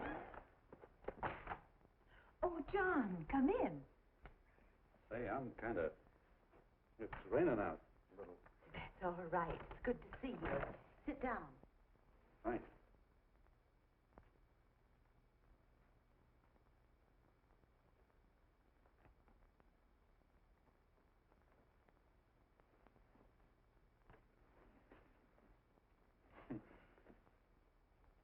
It's for Anne.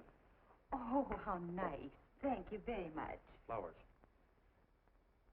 I'm terribly sorry she isn't here. She isn't? No, she just left. I'm surprised you didn't run into her. She went over to Mr. Norton's house. Oh. Did you want to see her about something important? Yeah. Well, no, it'll wait. Say, he's a nice man, isn't he? Mr. Norton, I mean. He's done an awful lot for the...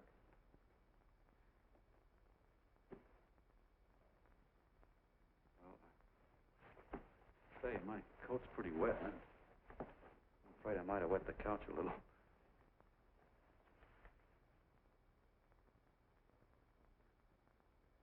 Well, I guess I'll see her at the convention later. Yes, of course. I'll see that she gets the flowers. Thanks. Good night, Mrs. Mitchell. Good night, John.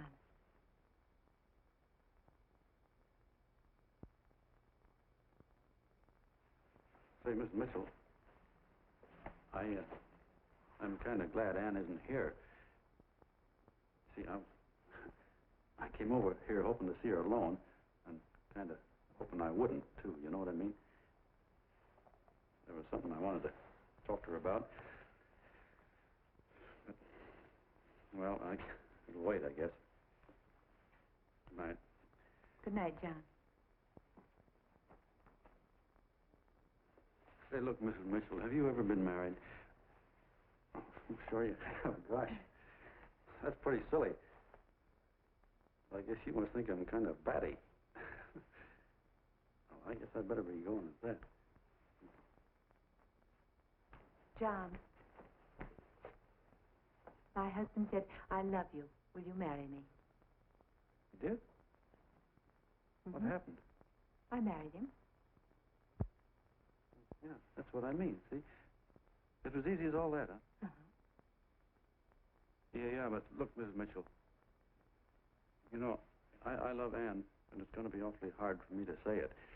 Because, well, you know, she's so wonderful. And, well, the best I ever was a Bush League pitcher. And, you know, I think she's in love with another man. The one she made up. You know, the real John Doe. Well, that's pretty tough competition. I bet you he'd know how to say it all right. With me, I get up to it and around it and in back of it, but I never get right to it. You know what I mean? So the only chance I've got is, well, if somebody could kind of give her a warning, sort of prepare her for the shock. You mean you'd like me to do it? Hmm? Well, I was thinking that, yeah, you know, sort of break the ice. Of course I will, John. Thank you, Mrs. Mitchell. Hey, you're okay.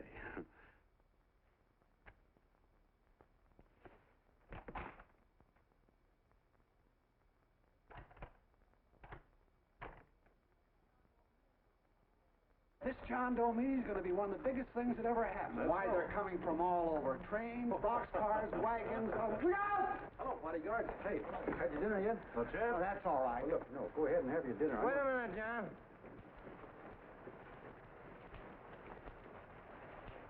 Hello, Mr. Connell. All right, John.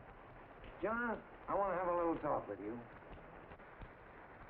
What's the matter? Are you falling? Come on. Hey, Ball. Oh, quiet. Say, tell me something. Did you read that speech you're going to make tonight? No, I never read the speeches before I make them. I get more of a kick out of it that way. That's just exactly what I thought. Beanie, go on down to the office, tell Pop to give you the speech. There's a copy on my desk. Gee whiz, boss, you know Mr. Norton told me not to leave him, not even for a minute. Go on. We'll be at Jim's bar up the street. You're a nice guy, John. I like you. You're gentle. I always like gentle people. Me, I'm hard. Hard and tough. I got a use for hard people. Gotta be gentle to suit me. Like you, for instance.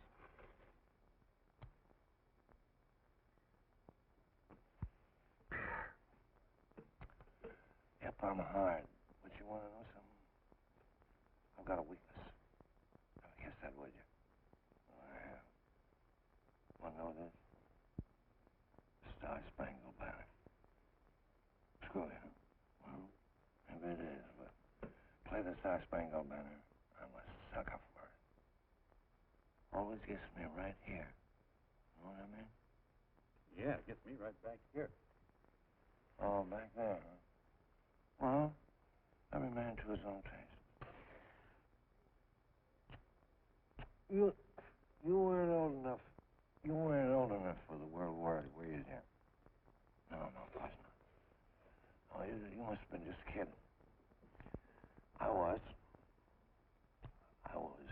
just ripe and raring to go. You know what my old man did when I joined up? He joined up, too. Got to be a sergeant. And here's the kick for you. We were in the same outfit. Funny, huh? Hmm?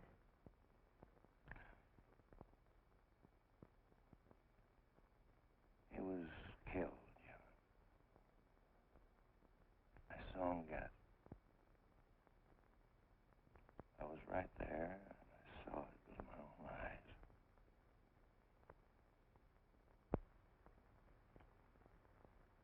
Me, I came out without a scratch. That is, excepting my ulcers.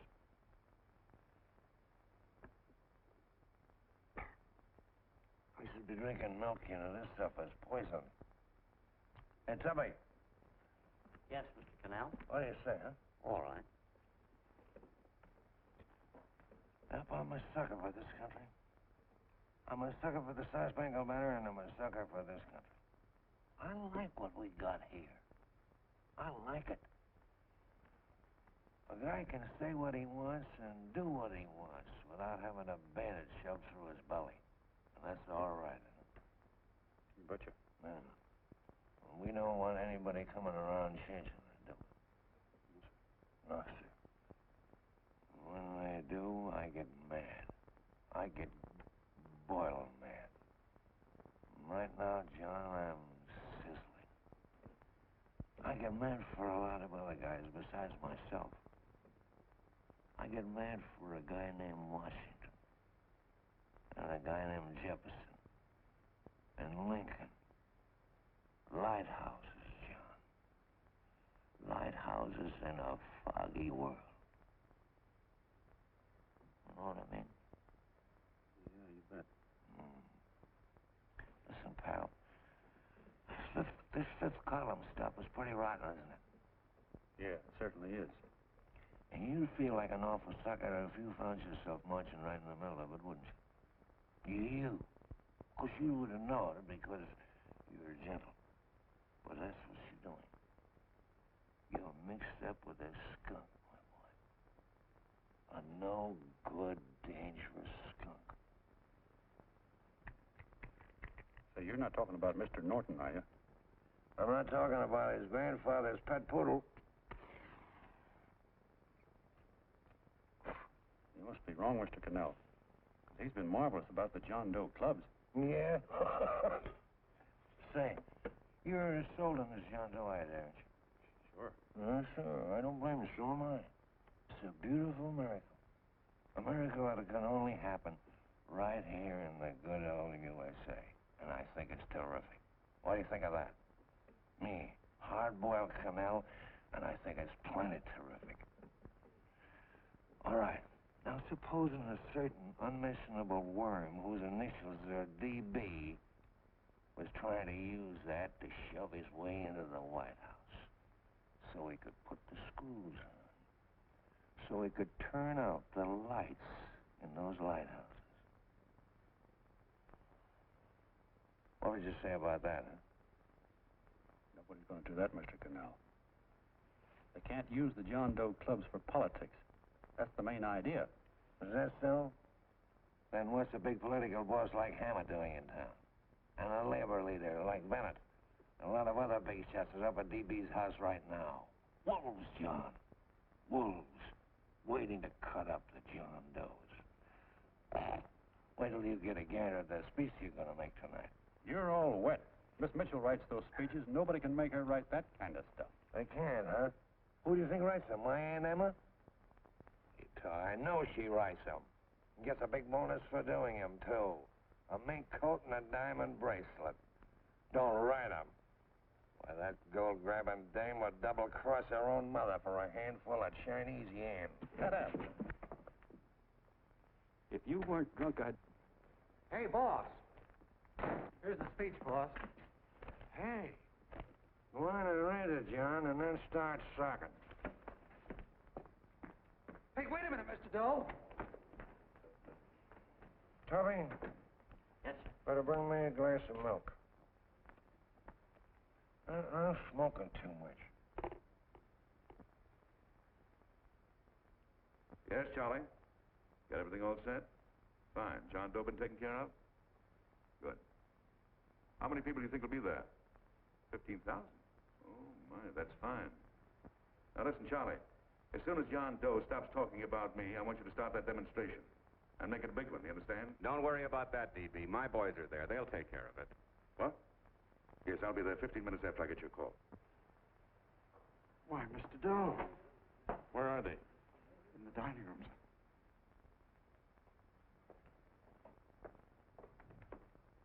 Now, gentlemen, I think we're about ready to throw that great big bombshell. Yeah, well, it's about time. Even a conservative estimate shows that we can count on anywhere between 10 and 20 million John Doe votes.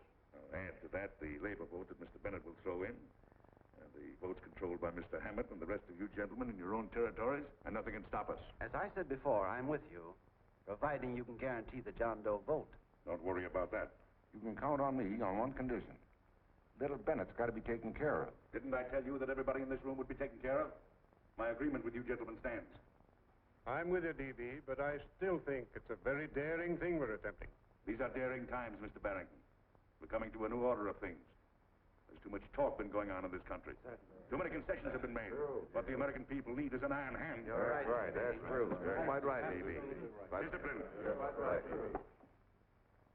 And now, may I offer a little toast to Miss Ann Mitchell, the brilliant and beautiful lady who is responsible for all this.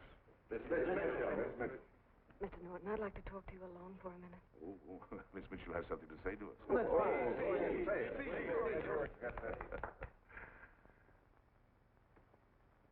Hello.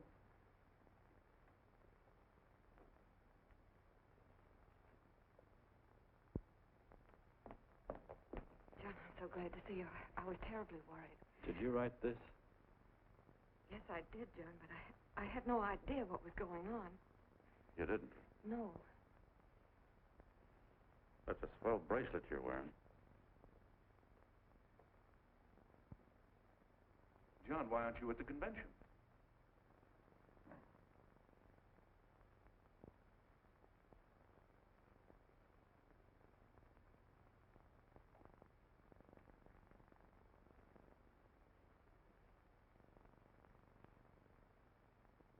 Is there anything wrong? No, nothing's wrong. Everything's fine. So there's going to be a new order of things, huh? Everybody's going to cut himself a nice fat slice of the John Does, eh? You forgot one detail, Mr. Big Shot. You forgot me, the prize stooge of the world. Why, if you or anybody else thinks he's going to use the John Doe clubs for his own rotten purpose, he's going to have to do it over my dead body. Oh, hold on a minute, young man. Hold on. That's rather big talk. I started the John Doe clubs with my money. And I'll decide whether or not they're being properly used. No, you won't. You're through deciding anything. And what's more, I'm going down to that convention, and I'm going to tell those people exactly what you and all your fine feathered friends here are trying to cook up for them. And I'm going to say it in my own words this time. Stop it, baby. Hold my door. You ruined us, baby. Wait a minute, fella. My uncle wants to talk to you. Listen to me, my son. Before you lose your head completely, may I remind you that I picked you up out of the gutter and I can throw you right back there again? You've got a nerve accusing people of things. These gentlemen and I know what's best for the John Does of America, regardless of what tramps like you think. Get off that righteous horse of yours and come to your senses. You're the fake.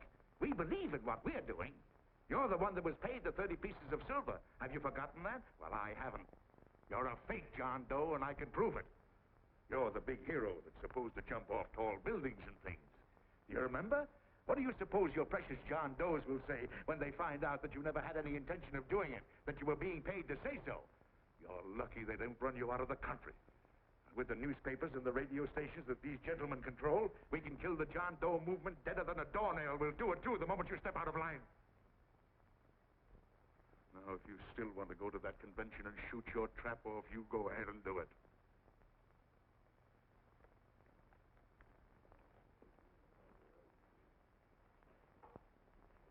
You mean to tell me you try to kill the John Doe movement if you can't use it to get what you want? You bet your bottom dollar we would.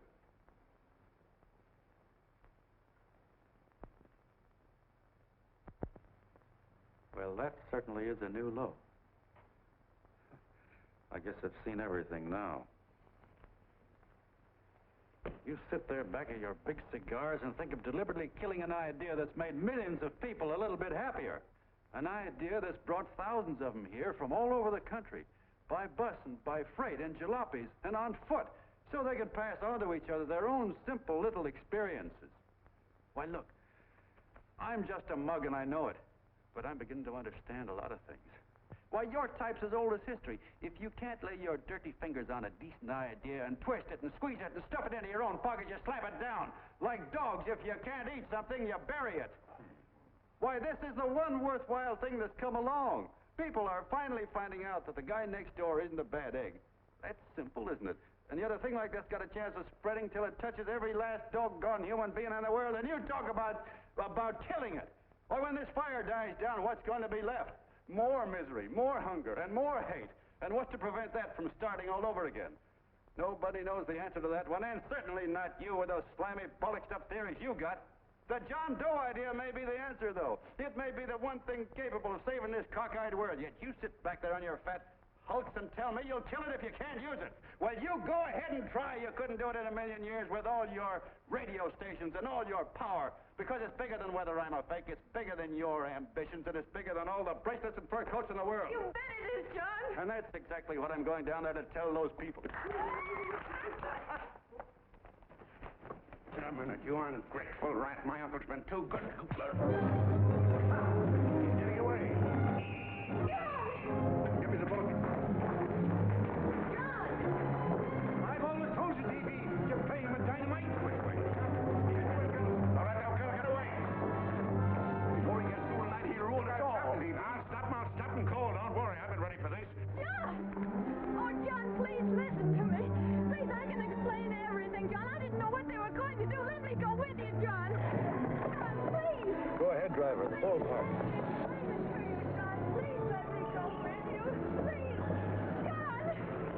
Mr. Martin wants to see you. Listen to me, Mayor Lovett. You do as I say. I want them both arrested. You tell the police department to pick up Connell. I've got the girl here. I've got the bullet. I don't care what you charge him with. If you're worried, let him go in the morning, but keep him in jail overnight. Hello, Bulletin. Put Pat Pryor on.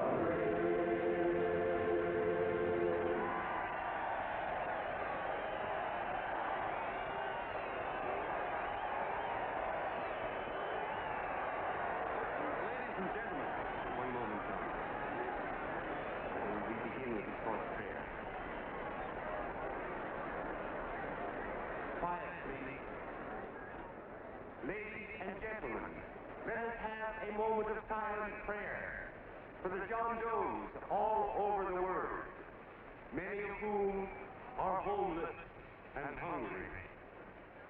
Rise, please. Everybody rise.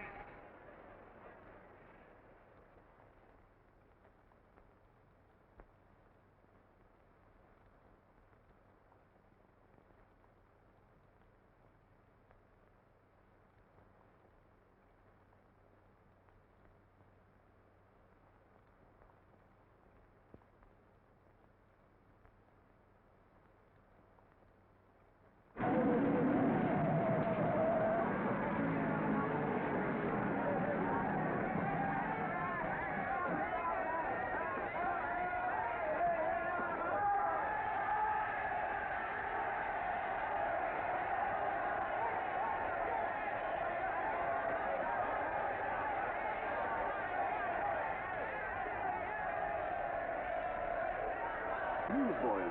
Hundreds of yelling newsboys are swarming into the park like locusts. They're yelling John Doe's a fake.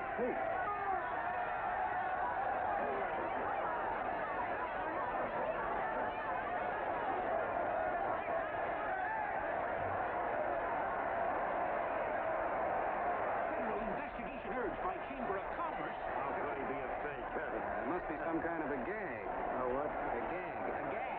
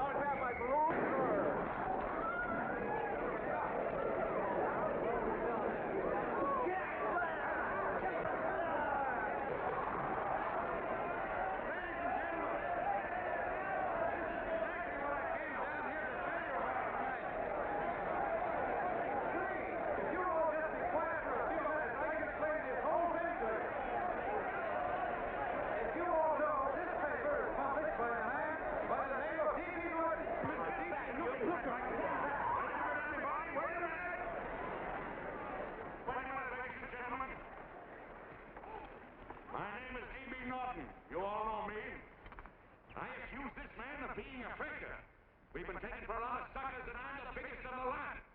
I spend a fortune backing this man in what I believe to be a sincere and worthy cause, just as you all did. And now I find out it's nothing but a cheap racket cooked up by him and two of my employees for the sole purpose of collecting dues from John Does all over the country. That's a lie. It's not a lie. Nickels and dimes to stuff into their own pockets. You can read all about it in the newspapers there. That's a lie. Listen, This man had no intention of jumping off the top of a building. He was paid to say so. Do you deny that? That's got nothing to do with it. Were you paid for it, or weren't you? Yes, I was paid, but there And what about the suicide note? You didn't write that either. What difference Did you write it or didn't you? No, I didn't write it. Well, you bet your life you didn't. You look in your papers, ladies and gentlemen, and you'll find Miss Mitchell's frank confession that she was the one who wrote it. Listen, folks, it's a fact that I didn't write the letter. There you see, he admits that you're a fake John Doe. Now, for what you have done to all these good people, they ought to run you out of the country. And I hope they do it.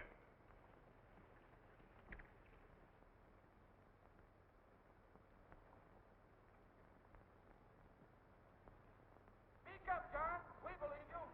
Please, listen, folks. Now that he's through shooting over his face, I've got a couple of things to tell you about. Come on, the rest of you get in here and riot. Break this crowd up. Come on. I'm sorry, folks, but we can't hear them anymore. Something's gone wrong with the loudspeakers. John Doe's a fake. Boo! They can't hear me.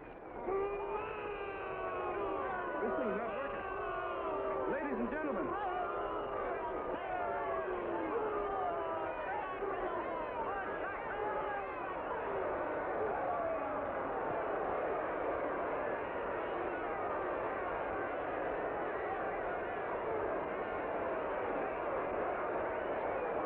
This thing's bigger than whether I'm a fake. Look, Bert, you believe me, don't you? Sure. I believe you. Walking my legs off, digging up 5,000 signatures for a phony. Well, there you are, Mr. Doe. 5,000 names asking you not to jump off any roof. It makes no difference, Bert. The idea's still good. We don't have to give up our club. Yeah, well, you can have it. They're starting to throw things. Somebody's going to get hurt. I'm afraid it'll be John Doe. Listen to that mob. I'm gonna go to him. All right, lady. Can't let go. Let me go. I want to go to him. Oh, please. Please let me go. They're crucifying him. I can help him. Sorry, sister, we got orders to hold. Orders from who? You think it's a framer? And oh, what do they won't let me go? They won't let me go. Listen, folks. You gotta listen to me, everybody. That's till I'm jungle, you hobo. Just another racket. Stick to your club. We've been fed baloney so long, we're getting used to it.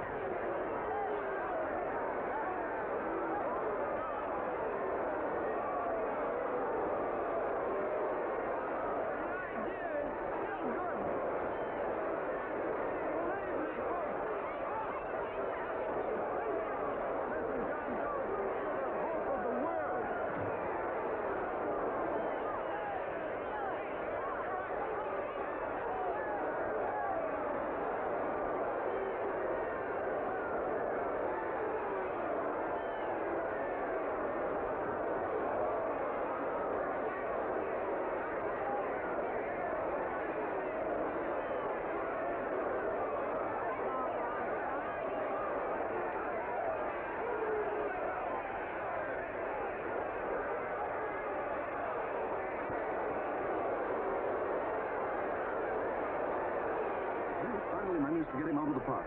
If that boy isn't hurt, it'll be a miracle. Ladies and gentlemen, this certainly looks like the end of the John Doe movement. Well, boys, you can chalk up another one to the Pontius Pilates.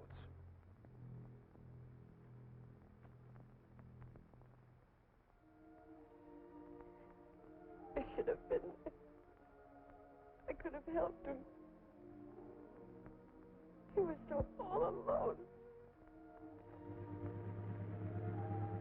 Thought I was going to be mighty ashamed of ourselves after tonight.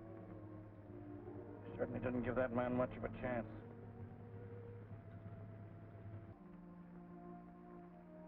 Have some more coffee, Long John? No thanks, Tom.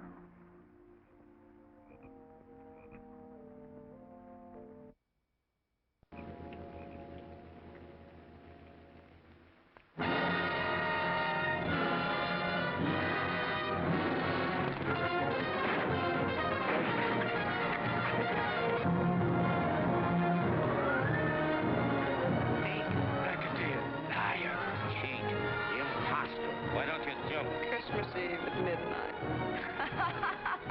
Bye, Mr. Doe. You're a wonderful man. And God bless you, my boy. I'll get in there and catch you. You're a fake John Doe, and I can prove it. You're the big hero who's supposed to jump off tall buildings and things. You remember? What do you suppose your precious John Does will say when they find out that you never had any intention of doing it, that you were being paid to say so? Christmas Eve at midnight.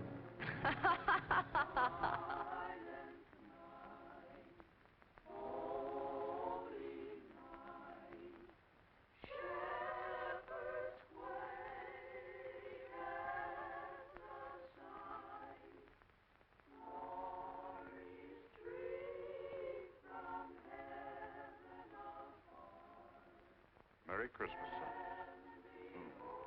Merry Christmas.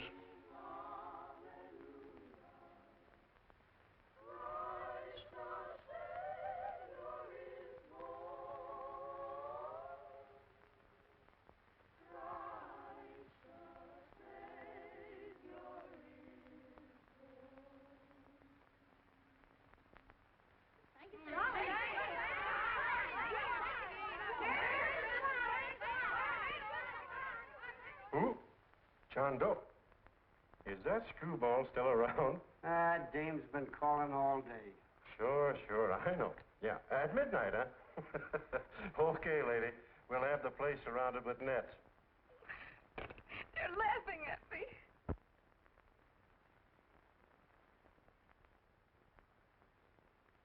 You're a sick girl, Anne. You better take it easy. Whom are you calling now?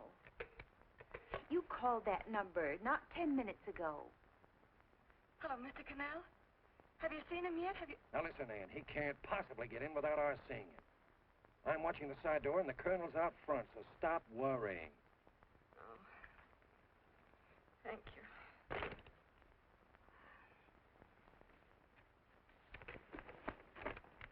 What, Anne? Anne, don't be foolish. If this isn't the craziest, the battiest, the looniest wild goose chase I ever heard of. Shut up, Bert. Sourpuss is right. Yeah, Willoughby is. I'm a banana split. That man is going to be on that roof. Don't ask me how I know. I just know, and you know it as well as I do. Sure. I'd like to believe in fairy tales, but a guy that's a fake isn't going to jump off any roof. I don't think he was any fake, not with that face. And anyway, what he stood for wasn't a fake. Okay, honey, okay.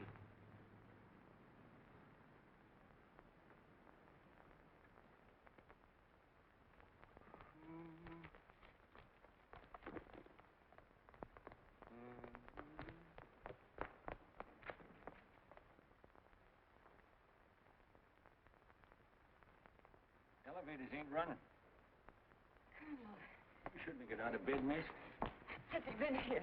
No. Have you seen him? I ain't seen him for a week. Where's Connell? He's watching the other door. Oh, gee, you're swell.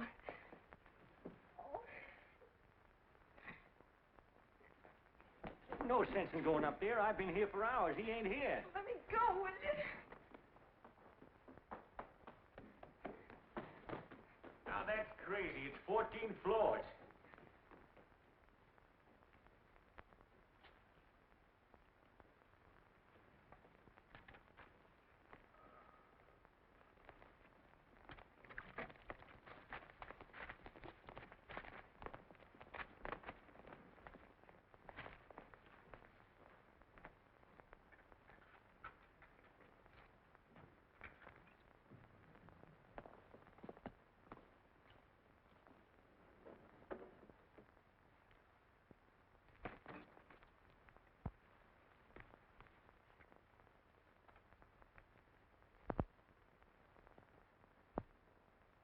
As far as the elevator goes, we gotta walk up to the tower.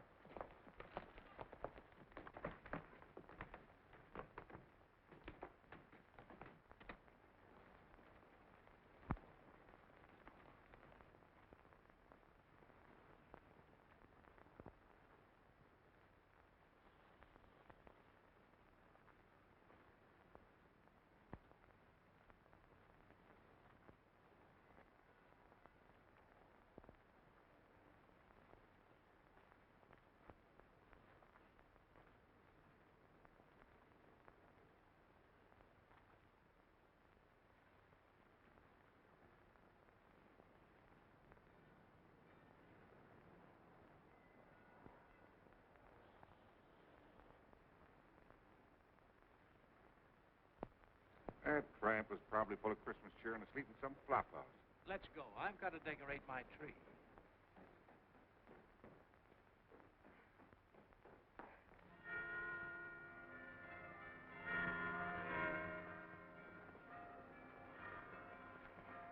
Well, I give up. I don't know what gave us the idea that we'd attempt anything like this. I guess you're right. I'm afraid the joke's on us. Let's go. I hope nobody finds out we've been here.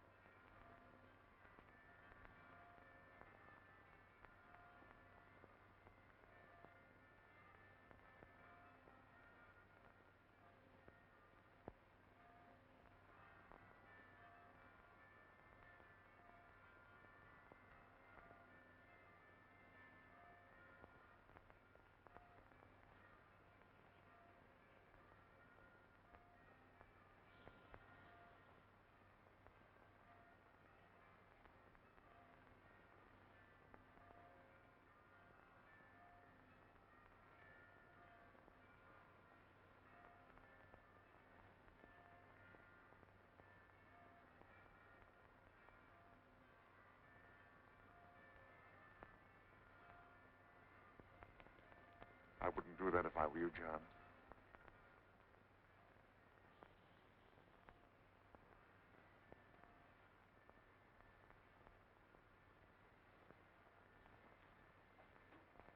It'll do you no good. The mayor has policemen downstairs with instructions to remove all marks of identification you may have on your person. You will be buried in Potter's Field, and you will have accomplished nothing.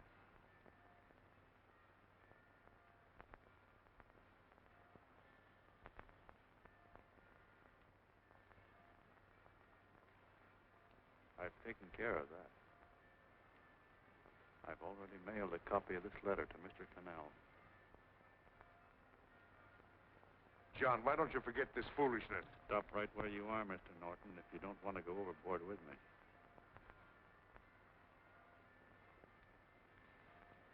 I'm glad you gentlemen are here. You killed the John Doe movement, all right. But you're going to see it born all over again.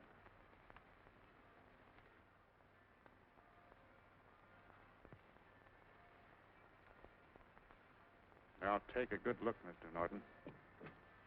John! John! Oh, John, no, I won't let you unlock me, darling.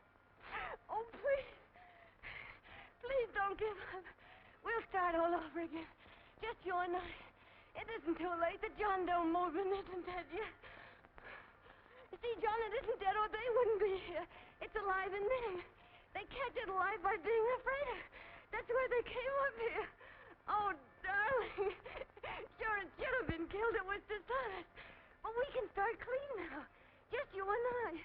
It'll grow, John, and it'll grow big because it'll be honest this time. Oh, John, if it's worth dying for, it's worth living for. Oh, please, John. Oh. Oh, please, please, God, help me. John, look at me. You want to be honest, don't you? Well, you don't have to die to keep the John Doe idea alive. Someone already died for that one. The first John Doe. And he's kept that idea alive for nearly 2,000 years. It was he who kept it alive in them. And he'll go on keeping it alive forever and always. Forever every John Doe movement, these men kill a new one will be born. That's why those bells are ringing, John. They're calling to us. Not to give up, but to keep on fighting, to keep on pitching. Oh, don't you see, darling?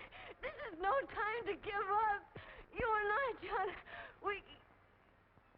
Oh, no. No, John. If you die, I want to die, too. Oh, I love you. Oh, God.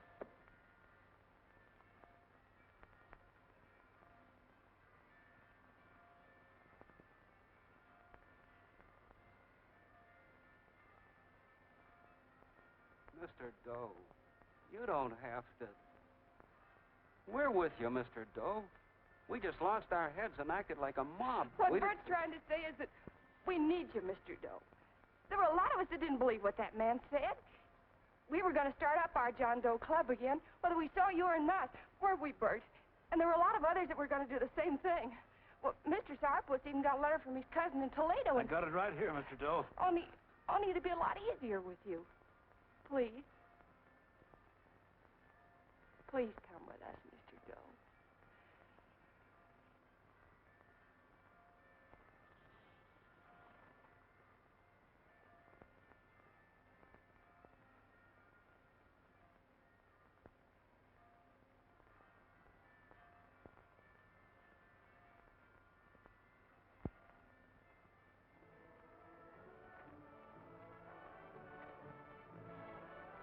Long John. Mr. Doe. Here, we'll help you with it. She'll be all right. Mr. Doe, take her right down to the car. Right up. Look, we got a car right down. Lay on, Norton. The people. Try and lick that.